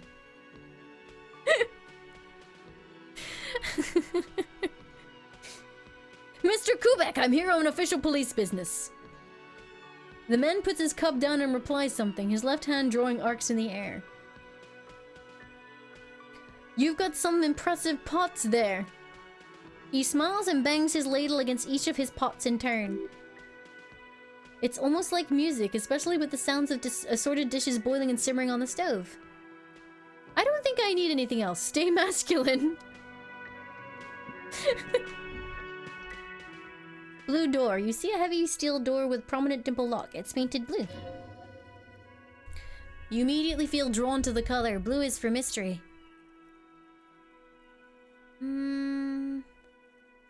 I wonder where this door leads. Kim says, you do? The lieutenant regards you with patient skepticism. It's a door in the back of a kitchen. Why do you care where it leads? I am drawn to its cobalt blue. It is quite pretty. I suppose we could look into it as a side investigation. Yes, it is a mini side investigation. He looks at you, then at the door. Gart is the person to ask about this, the cafeteria manager. The cobalt blue surface feels rough to touch. The stainless steel door is flush with its frame on every side. Visual calculus medium success. It leads to a side building adjacent to this one. The old building next to this half ruined. Whatever is behind it must be older. The door does not budge.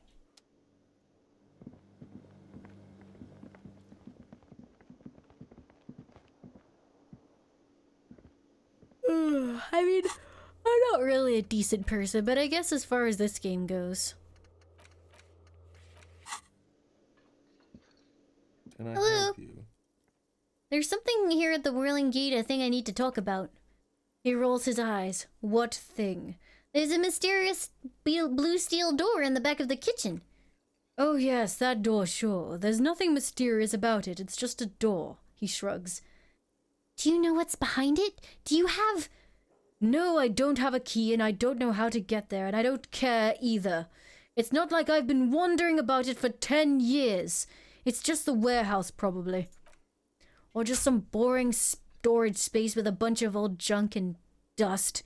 Junk and dust. He runs his finger across the counter to check for dirt. Composure success. I am the law, Naranai. He's attempting to maintain an air of indifference. It's absolutely not convincing.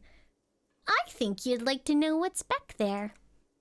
Fine, okay, a little, he shrugs, but my job doesn't leave me time for wondering about one locked door in one of the cafeterias I manage. So I haven't opened it. I have cleaned the whole place 100 times over, though, after the animals, and I haven't found a key, so good luck with that.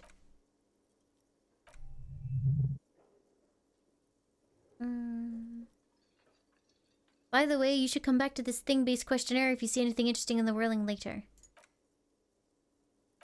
By the way, I'm gonna sing karaoke here. Absolutely out of the question. You wait and see, cafeteria manager. Absolutely in the question. First we find a sad banger and then we sing this place to shit. Your body is ready, Saha.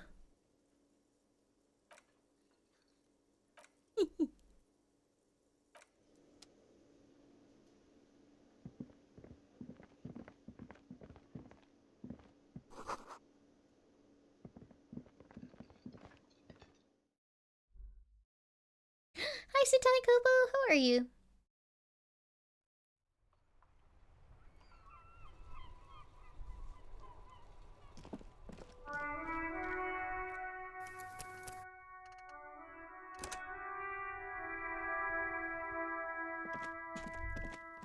I am a badass cop. Okay, so I have a choice here. I can try and find another way to deal with this body, or I can use one of my health point or my level up points on endurance.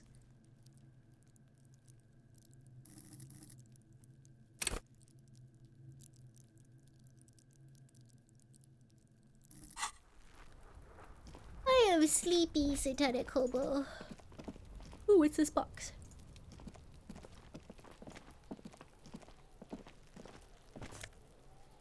Oh.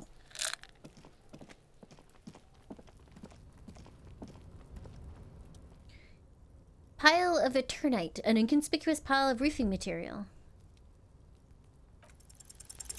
Damn it! Mammals like this stuff. No, there's more to this. You get a strange feeling. What feeling? Hard to say. It's gone now. Feelings pass, you see, especially the small ones. It's nothing. Someone... What is this? It's nothing. Someone just left some roofing material slanted against an old shack. Glad you asked. When junior researcher... Oh no! Is my encyclopedia a little bit high? Because I'm just going on trivia tangents for everything. When he invented Eternite, he thought it would last forever, hence the name Eternite. Sadly, the then lasting thing turned out to be the material's highly carcinogenic effect.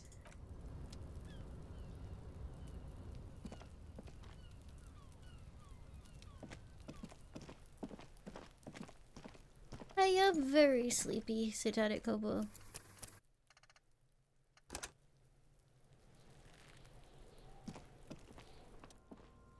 Okay, I'm gonna have to do it.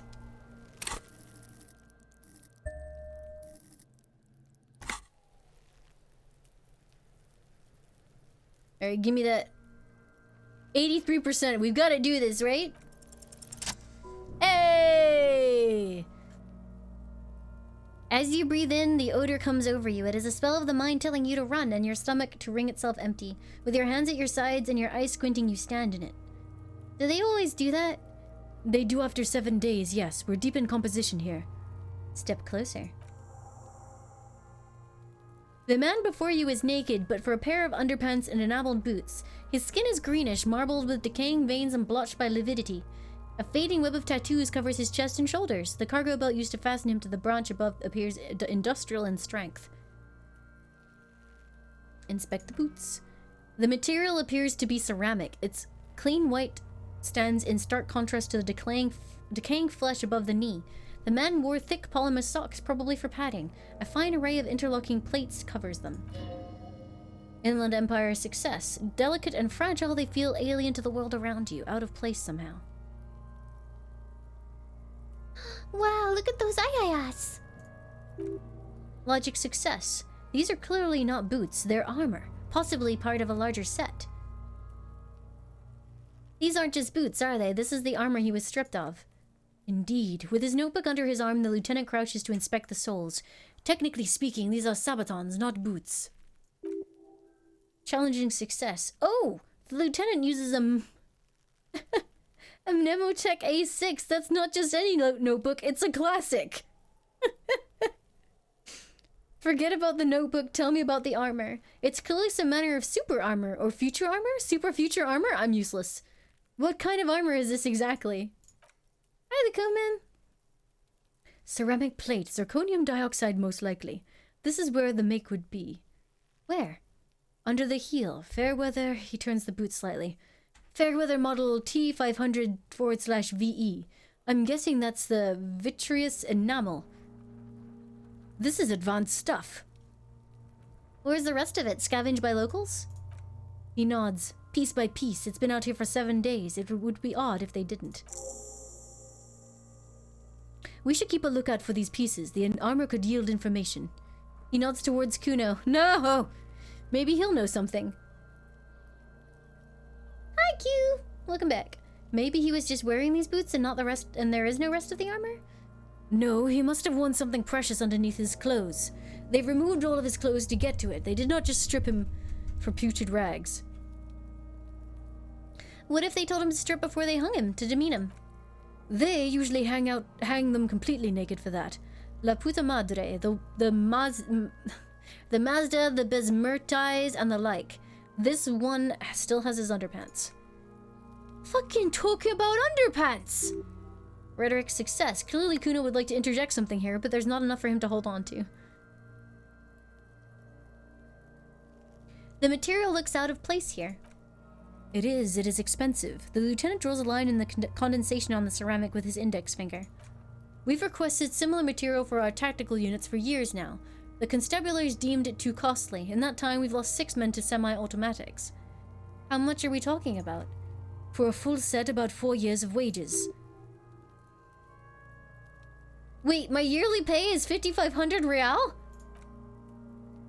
I know, Lord.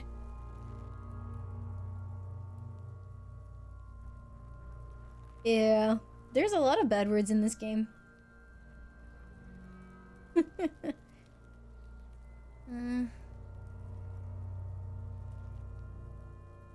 No wonder I can't play my Hostelville. It's a sorry situation, I agree. How could this man afford such expensive hardware? That's for us to find out. My initial report on the area suggests he was a security guard for the harbor company, but that's just hearsay. An area port on Martinet. I'm sure you did the same. Empathy success. He's not actually sure of that. He's just being tactful. These look pretty advanced for a security guard. Knock on the boot. A small bell-like sound fills the air, like tapping on the side of a porcelain cup. Sounds fragile. It's anything but. This material is a kinetic redistributor. It spreads kinetic energy horizontally from plate to plate, dissipating it entirely. He points to the boots. See? Faint organic lines cover the plates where they separate into smaller ones. These plates then divide into smaller plates until there are hundreds of them altogether. Conceptualization success. Like whirls of floorboards, the design looks organic, influenced by highly resistant wood materials, like lignum vitae and ebony, perhaps. If trees were made of porcelain, this is what the cross-sections would look like. The whorls are in the shape of a letter and number combination. Looks like there's a serial number here. Read it out to Kim. We can use the radio in my kinema when we're done. Cool. This feels dangerous. Never mind. The hangman's knot is pulled tight by the weight of the corpse below. Yellow hard-edged polyester cuts into his neck. Above, a sliding buckle ties the belt to the branch. You can't say peck? Really? Oh no! This is a steel-reinforced cargo lashing belt, big brother of the regular cargo belt. It's used for tying cargo under 6-rotor airships. Don't ask me how I know, but this is a lashing belt used for airlifting cargo. How's your game going, Dawn? Airlifting? I thought it was used on lorries for strapping cargo to them. Apparently this is the reinforced kind, for air transport. My brain tells me so. He nods. The local harbor uses 6 rotors to shuffle containers around. I get the sense that they used whatever was on hand without paying much attention to not incriminating themselves. They sure wanted him to stay up there. The rope is reinforced with steel wiring. I was afraid it would be. He rises to inspect the noose. Thin steel wiring, parallel strands. This makes getting him down more problematic than I had assumed. I'm still approaching this as a lynching, yes, motivated by the ongoing strike. He politely raises an eyebrow. You? Inland Empire success. Yes, he agrees. The debrief we got from the Wild Pines representative appears to be solid too. A lynching is what it looks like. But you feel like it was something else. But what? I feel like it was something else. Yes, he covers his nose. It often is. The belt worries me. Can you say heck? I mean, you could, but it might stain your soul forever. Are you willing to take that kind of risk? How did they even get him up there? A noose is one of those things that's easier to use one way around. He points to the buckle tying the belt to the branch above. Did they climb up using the kid's ladder? That ladder can't carry a grown man. I didn't see any splintering either, did you? I think they lassoed the branch, then pulled the belt to close the buckle. He makes a pulling motion. Could be. The shape of the branch supports the theory. Inspect the tattoos. Chat, you're being very vulgar today. An intricate web of blue lines stretches across the torso. From the right shoulder to the solar plexus, each time they intersect, a small white star is formed in their crossing. Hundreds of fading asterisks riddle his skin. Their concentration is highest around his heart. His corpse is marked by stars. What will mine be marked by? Chad, I can't believe the language that I'm seeing right now. How dare. Is this a national pattern? Of no nation that I know of. If anything, it reminds me of religious illumination, last or penultimate century. Men who live harsh lives often turn to inocentric worship. But which one? I see no trace of a humanoid figure. We are missing something here. I agree. A sudden ring fills the air as the lieutenant pulls down the zipper of his orange jacket. Chippy, did you get all ready for Iceborne already? He takes a thin piece of milled aluminium from his coat pocket and pulls it open. Sounds like a sword being unsheathed. A small lens appears, some sort of camera. Shit, Kuno, what the fuck is that? An instant color camera. He produces 2 metal capped ampules and clicks them into place on the side of the apparatus. A thin slot shines there. Suggestion success. This is the first time he has openly acknowledged the kid's existence.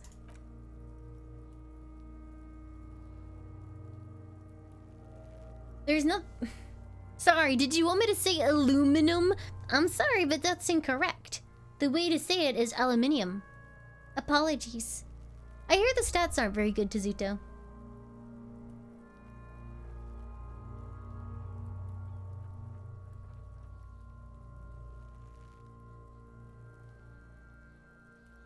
I only have 2 ampules, so nobody move, and I don't want to waste one. He points the camera at the corpse, peering into it. The lens needs adjusting. Then... Both are correct, yes.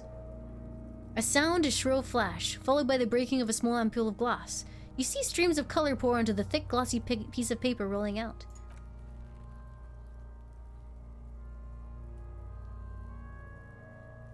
On it, a color-perfect copy of the dead man's tattooed chest. In case we need it, the lieutenant says and shakes the paper, letting it dry in the cool wind.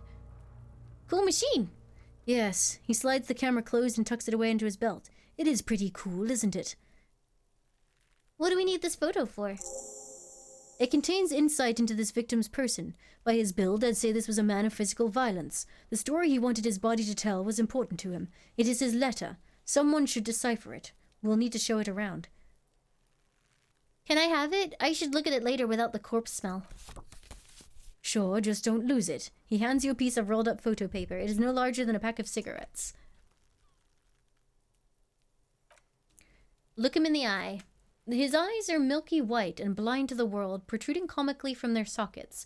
There is no one home, just subaquatic terrors there. Dark brown hair grows on his head. His face is ready to explode from the organic processes inside.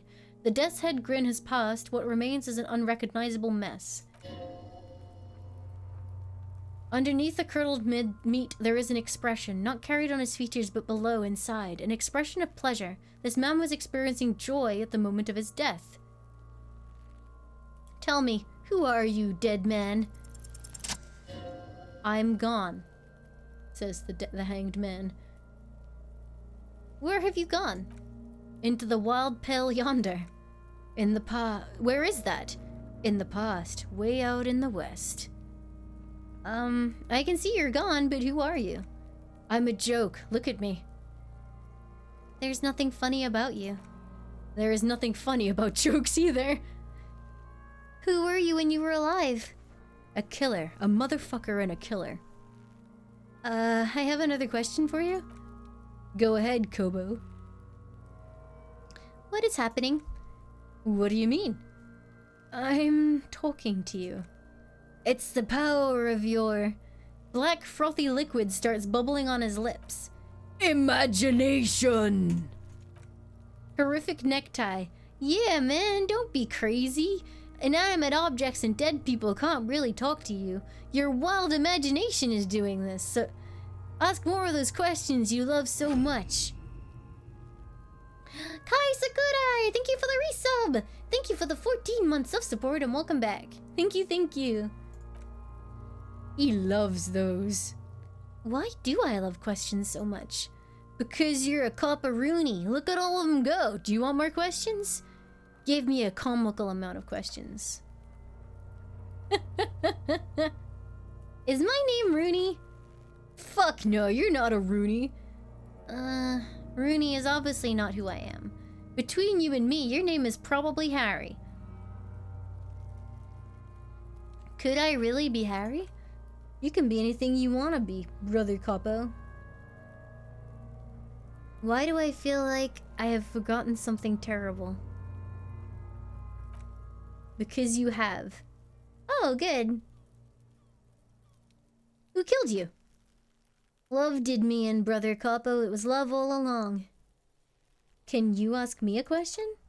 Sure, Lobo, I can ask you a question. Why are you doing this? What? Looking at my face, motionless, staring into my eyes, standing here? Why are you investigating my murder? Maybe this will lead to something? Something indescribable, unforeseen, miraculous. The Hanged Man. The clown lips on the corpse appear to smile. The face rotates before you slowly. Why were you feeling pleasure when you died? Maybe I was getting my rocks off? First, do you have to speak like that? What dialect is that anyway? It's a mishmash, Capabolo. You think I'm Messinian, don't you? For you, this is how people from Messina speak. Like, I'm not even sure what that is. Well, I'm not from Messina, am I? My hair is too light a shade of brown. Trust your inner racist. What are you, racist now too? You think I am. You think I was a racist because this lump looks military and has tattoos. That's called profiling. So, you were feeling sexual arousal when they were hanging you?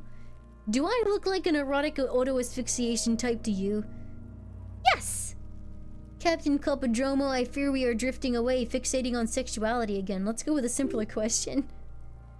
Logic success. He didn't choke himself and you know it.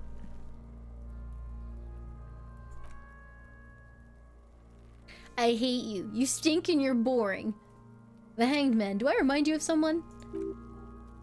A child born with Muller's disease, harlequinism, grown up miraculously.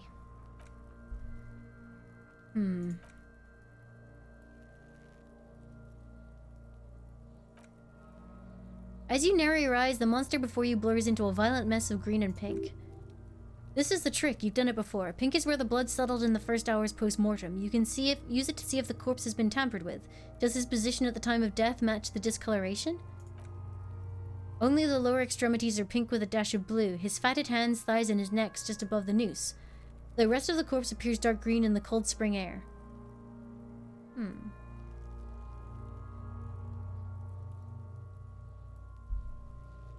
Pink is where the blood settled.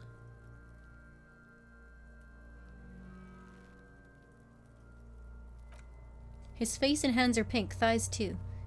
I see it. He adjusts his glasses. His neck too. The lividity goes right up to his chin. We have good, well-pronounced discoloration here. The monster comes back into focus, an explosion of color coursing with dark marbled veins. His stomach appears pregnant with something. Black liquid streams on down his thigh onto his boot. So, what do you think? I think he's dead! I agree. There are crow's feet in his eyes. He's laughing silently. His personality is no longer a part of the world. Totally dead. The world no longer stores his personality in its composition. There was a time for that, and it ended 7 days ago.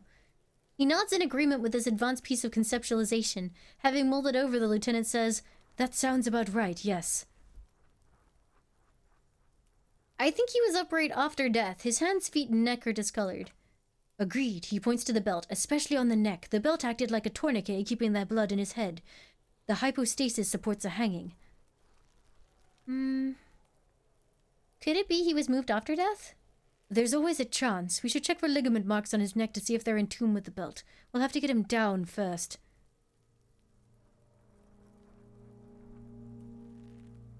He's dead? He might be okay. Cover your nose. Something is coming out of him. A pool of blood and feces is eaten into the frozen mud below the man's feet. Purge liquid is dripping into it drop by drop. The victim appears to have contained no more than half a kilogram of digestion at the time of death. The fuck he's saying?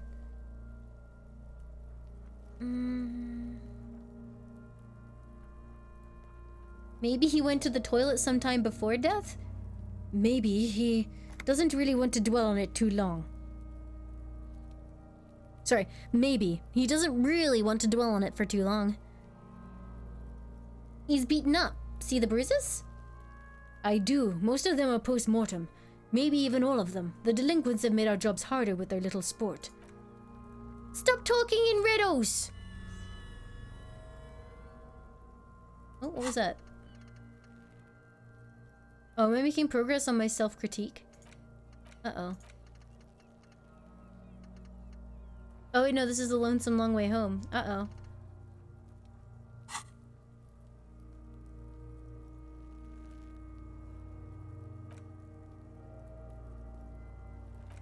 Okay, so I think that's it. How do we get him down?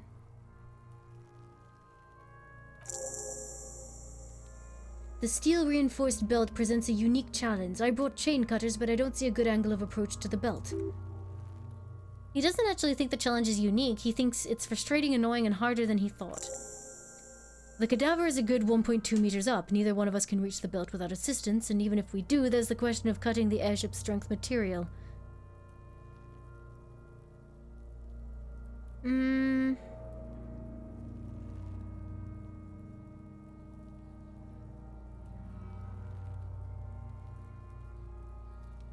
Could we shoot him down? Yeah! The enthusiasm is unrestrained. Bang, bang, bang! Time pig! Shoot his head off! The lieutenant remains unaffected. How? Where the buckle ties the rope to the branch. That's a good spot to aim. There, the buckle holds the belt together. Where? He corrects his glasses. Ah, yes, I see. If the shot hits that there, might be a chance to release the belt. Sorry, if the shot hits if the shot hits that, there might be a chance, oh god, to release the belt. Okay. The lieutenant is undecided. On one hand, he wants to shoot the gun. On the other, it's an awfully stupid idea. Say nothing and let him choose.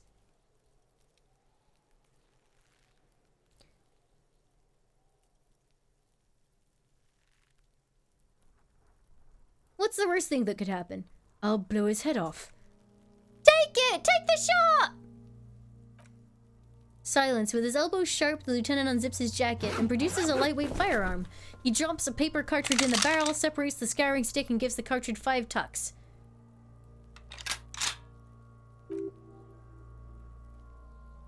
One of the most common firearms in the world. He then steps back and assumes the Faltui's position, taking aim. The corner of his eye twitches, his finger is on the trigger. Easy does it, partner.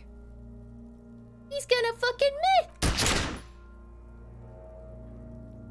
Oh, the kid's voice is drowned in a shrill blast that echoes off the walls of the surrounding tenements. A cloud of smoke slowly parts in the air as the lieutenant steps back and says to himself, God damn it. He feels bad about it. About his eyes, mostly. Just having bad eyesight, probably from a young age. Whatever you do, do not console him. Fucking idiot! Try again, maybe? No, we're lucky as it is. We didn't break anything and the victim remains uncompromised. He looks around at the windows overlooking the yard. Any more mistakes? And that could put us in an unfortunate position with the locals. We have eyes on us. It didn't do us any favors with that. Hi, Mr. Man, dude, bro, man, I'm well. How are you? What now?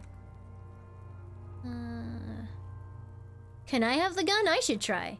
It's bad as it is, us shooting firearms like punks. He pauses and then shrugs and proceeds to load it. Go ahead, I'm not stopping you. Just don't lose it. They only have one gun! This is the sorriest pair of pigs Kuno's ever seen. Oh god. Feel the weight first. The cold piece of bakelite and gunmetal is surprisingly light. Your finger fits right through the guard, instinctively resting on the trigger. Point the gun at the belt. Oh god. The buckle comes into focus in your sights. You stand with your feet planted firmly in the ground and your left hand supporting your gun arm. Oh god!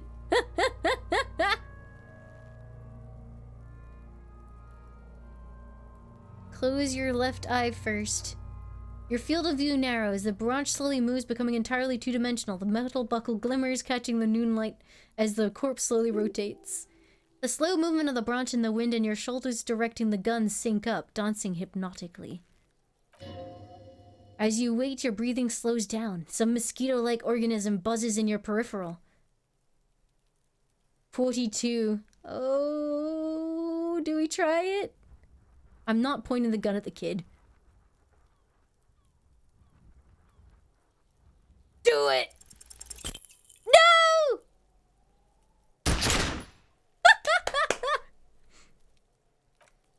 A plume of smoke erupts from the barrel. Your hand goes numb from the explosion. With your ears still ringing, you lower the weapon to see what happened. You miss the belt but hit the corpse straight in the chest. Bits of ribcage protrude from the skin. Oh no! My damaged morale! Oh my god, he's gonna fucking cry! Volition success. Are you? Because it sort of feels like you are. Please don't cry. Start crying. You're sensitive. It feels dry. Nothing comes out of you as you stretch and bend your face into a crying shape. You're too furious to cry, apparently. Try harder. Try really hard to cry. The lieutenant watches you jerk some tears, your shoulders shaking and your eyes dry. This gun begins to slip from your fingers. Oh no! The lieutenant gently picks up his gun from your hand and holsters it. We still need to get him down somehow. His tone is growing tired now. The stench makes him turn away from the corpse. But how? The bad way, the way I didn't want us to, he sighs, by asking the harbor for help. They have the tools and the men. If they put him up there, they can take him down too. But won't it be dangerous? To ask the suspects for help with the victim's body? To be indebted to Everett Clare? Very much so, yes, which is why I would have preferred us to handle this ourselves. Clearly, we can't. Suck my dick, bitches! I just love how they're just going off at me for no reason, just interjecting into the conversation. Who's Everett Clare? The leader of the Union. A dangerous and corrupt man, from what I hear. You don't want to owe him much. How do we get inside the harbor? From the gates, by negotiating or fighting. I'm unenthusiastic about fighting. He looks around. Or we can try to find some secret third path. It's unlikely, though. Oh boy.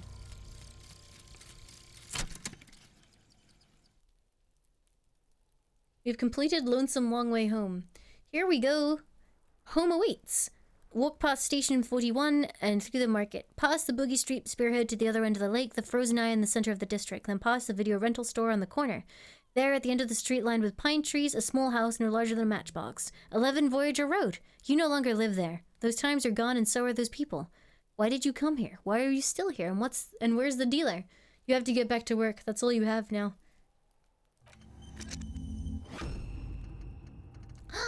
Scrub Ninja! Thank you so much for the sub! Thank you for the support and welcome, welcome!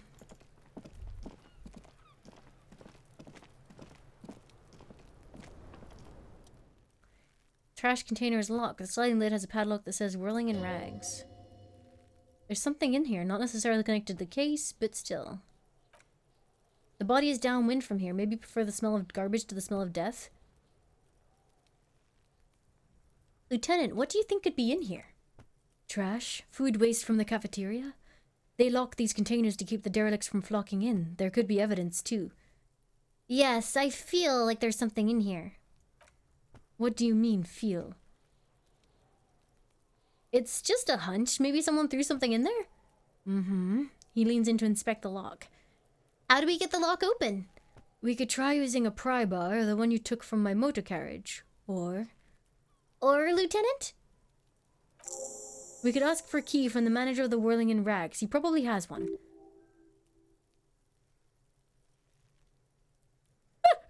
3% chance! I could equip the tool, I guess, and maybe get a little bit better on it, but never mind.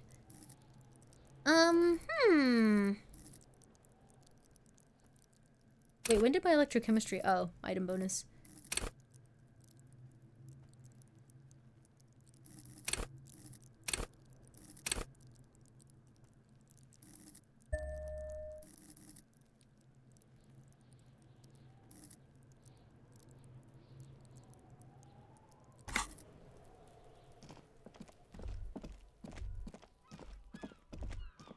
Wait, hold on. Perception! You see a set of tire tracks. Ooh. Reconstruct the movement. The tire tracks were left here by an unknown event that took place some days ago. It's a message written in the language of burnt rubber. Continue. Some of that rubber stuck to the tiles right in front of the Whirling in Rags. This is point A. The driver started here. Then accelerated straight into the fence. Left a hole big enough for the Franco-Nigerian cavalry, according to the cafeteria manager. Why do I feel that pang of guilt again? The hole in his fence doesn't look that huge. Wait, was this me? Okay, what happened next? The driver proceeded to back out of the yard, barely stopping before hitting the adjacent building. Before heading south. Must have been in a hurry. A car drove through the fence. You are correct. This is a rather motor carriage-friendly city. Somehow that makes you feel scared. You don't know why. Is this connected to the case?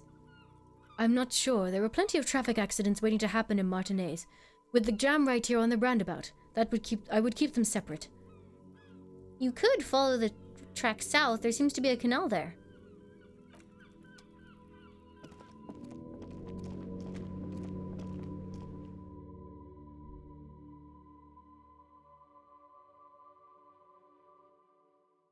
I'm hungry, chat. Hey, there's a new guy here. This person wasn't here before.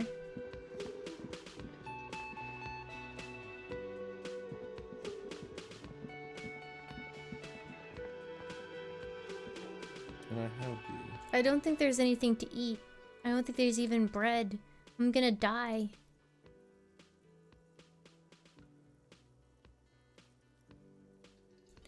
Is the trash container out back yours? Mine? No, it belongs to the Whirling in Rags. Thank you for clearing that up. Why do you keep the container locked? Why? To keep the hobos and drunks out, that's why. And the neighbors too. They put their trash there and they don't pay for the garbage company. I thought as much. And are you the only party with access to the trash container? Well, yes, us and the garbage disposal company.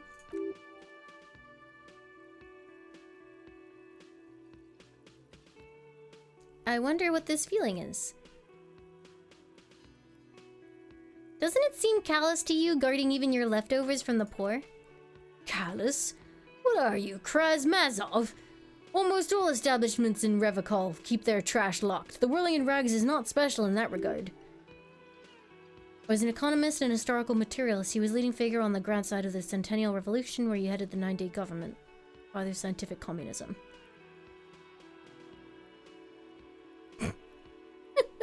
Maybe I am Krasmazov? What are we talking about? Was this not about the trash container? No, wait. Whisper and point to the back of your head. What if I am Krasmazov?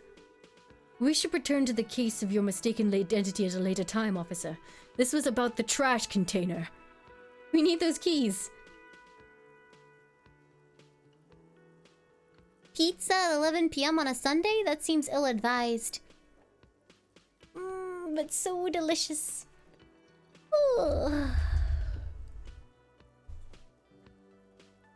What for, Mazov? Are you planning to nationalize my trash container? It concerns the case. The lieutenant's voice is harsh and sudden. Please cooperate. He takes the keys from under the counter and hangs them to you. Just bring them back once you're done, please.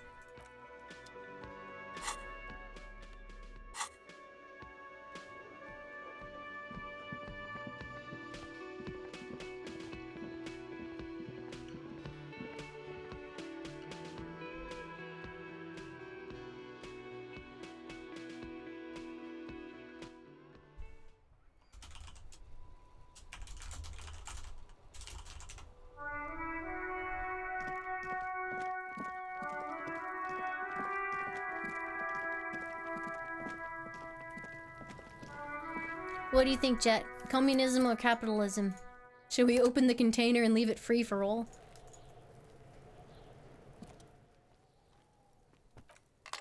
With a real well-oiled crack, the lock pops open. It should now be possible to simply raise the lid. Don't! Maybe you shouldn't. Didn't I just have a premonition that there's something in there? There is, but you won't like it. Sweat forms on your brow. Your hand is still on the lid. Hi, Reshkavar! Foxy Mystery, thank you so much for the $2 donation. Thank you, thank you.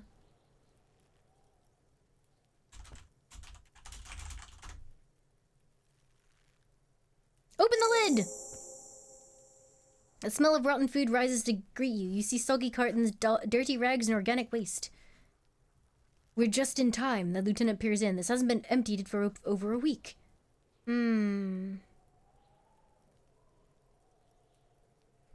Look under the boxes of carton.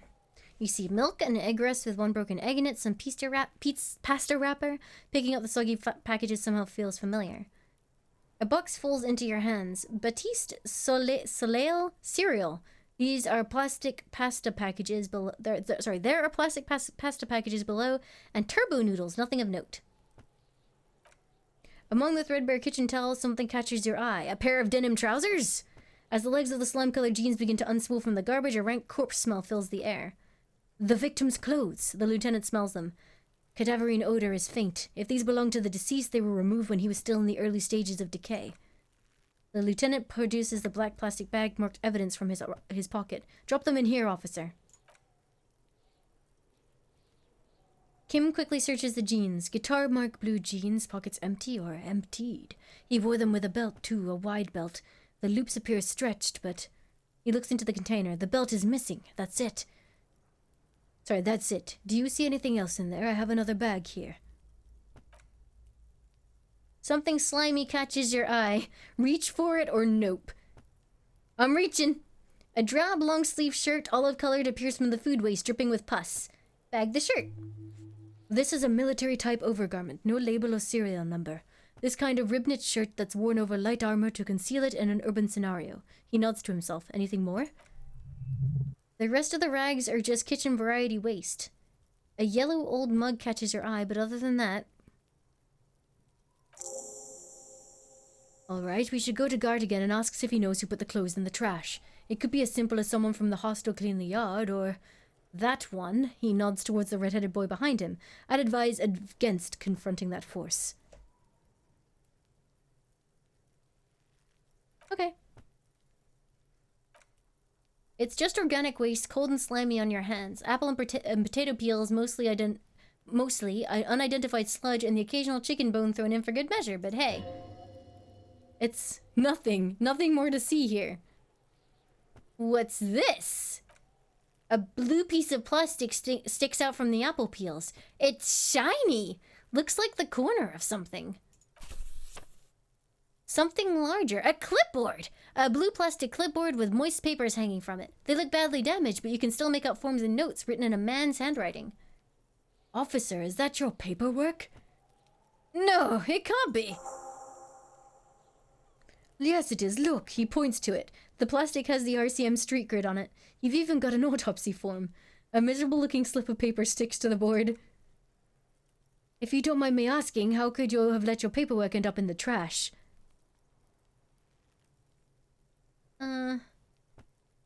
I think I didn't want to be a cop anymore. That's why I tried to flush my cop life down the toilet. Well, he doesn't know what to say. Empathy success. His eyes express a rare condolence. Then he picks it up. Lucky we found it. You should take stock of what remains. Just be sure some has not made it into the hands of the RCM's adversaries. Organized crime and the like. There might have been police secrets in your notes.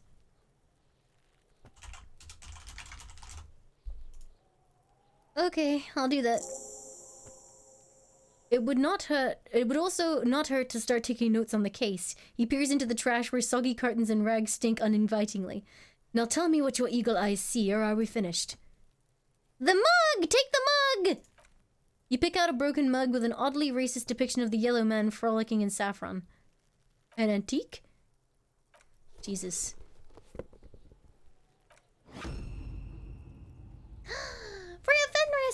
much for giving the gift of a sub to Leon Dragon Cat. Leon Dragon Cat, enjoy. Thank you, Freya. Okay, we got it all. Nice. Let's go take this back.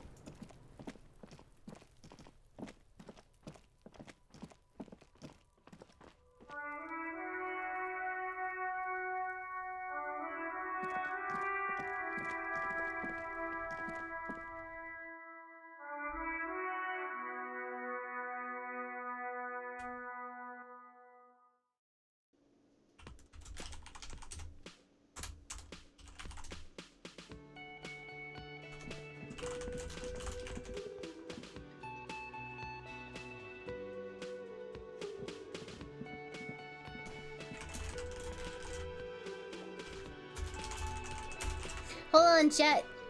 You guys want to browse the McDonald's menu with me? What should we get from McDonald's? Let's see. Uber Eats.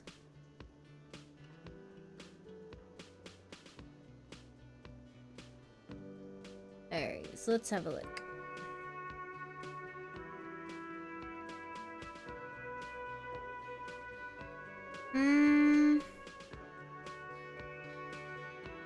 The problem is it's hard to find snacky things that aren't like super just not nutritious at all. But there isn't anywhere open right now.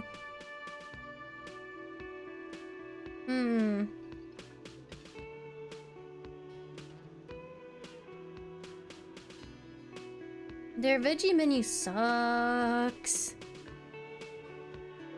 Legit, like there's nothing on it. I can get like chips and cheese, so I can get carbs with carbs.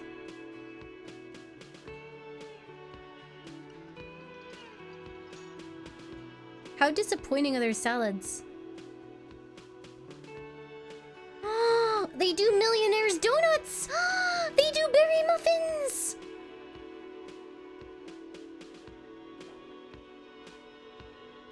Who goes to McDonald's to buy vegetables? People who aren't able to buy anywhere else because it's 11 p.m. at night.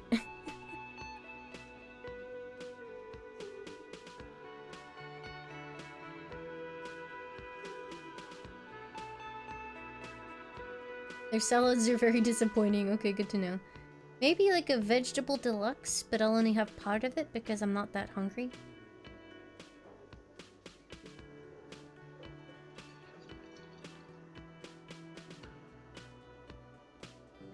Yeah, ooh, do they do carrots? Sometimes these places do carrots. Let me have a look at their sides. Sides. What you got on your sides, Mickey D's? They do! They have a carrot bag!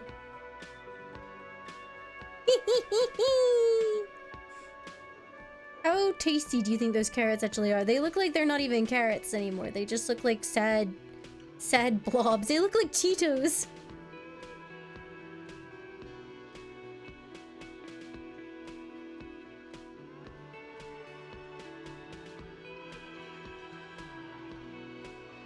Do they have baby slices? Or sorry, baby apple slices? No, they have apple pie, but that's probably not very healthy.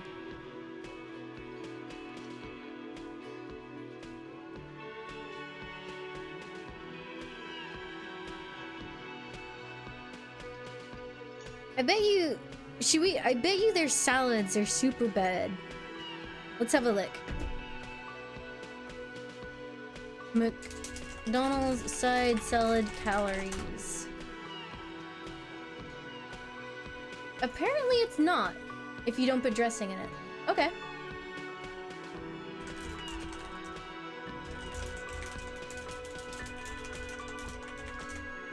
See you later, Guntag. Thank you so much again.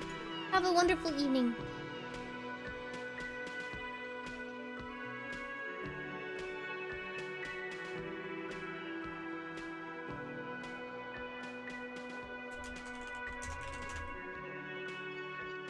Okay. Let's give this guy back his thing. Can I help you?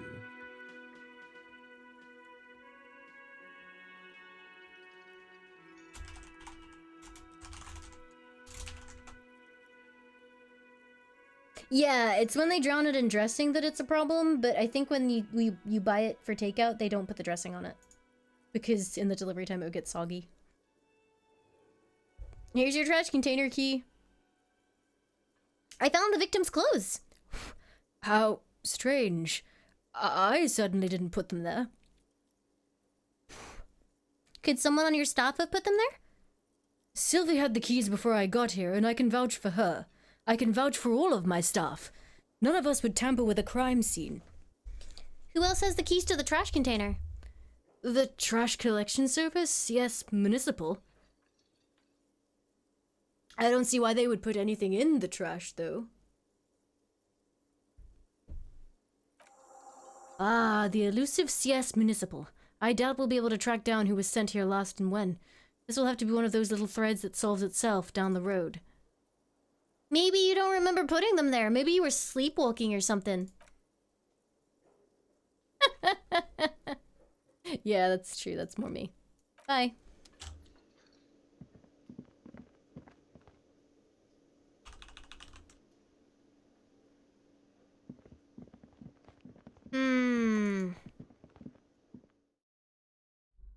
Okay, my food is on the way. So should we play Zoo for a little bit? Because I don't think I'm going to be able to read out all the dialogue and eat salad.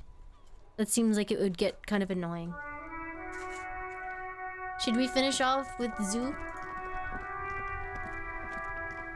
Yeah. That was fun though. What do you guys think of the game? It is super weird and some of the themes are a little bit weird, but I think it's really, really good. Like the dialogue is fantastic. And there's so much personality in it. I'm very intrigued as to how the story is gonna end up going. I wish I could read it out like more concisely and faster, and it didn't destroy my mouth doing so.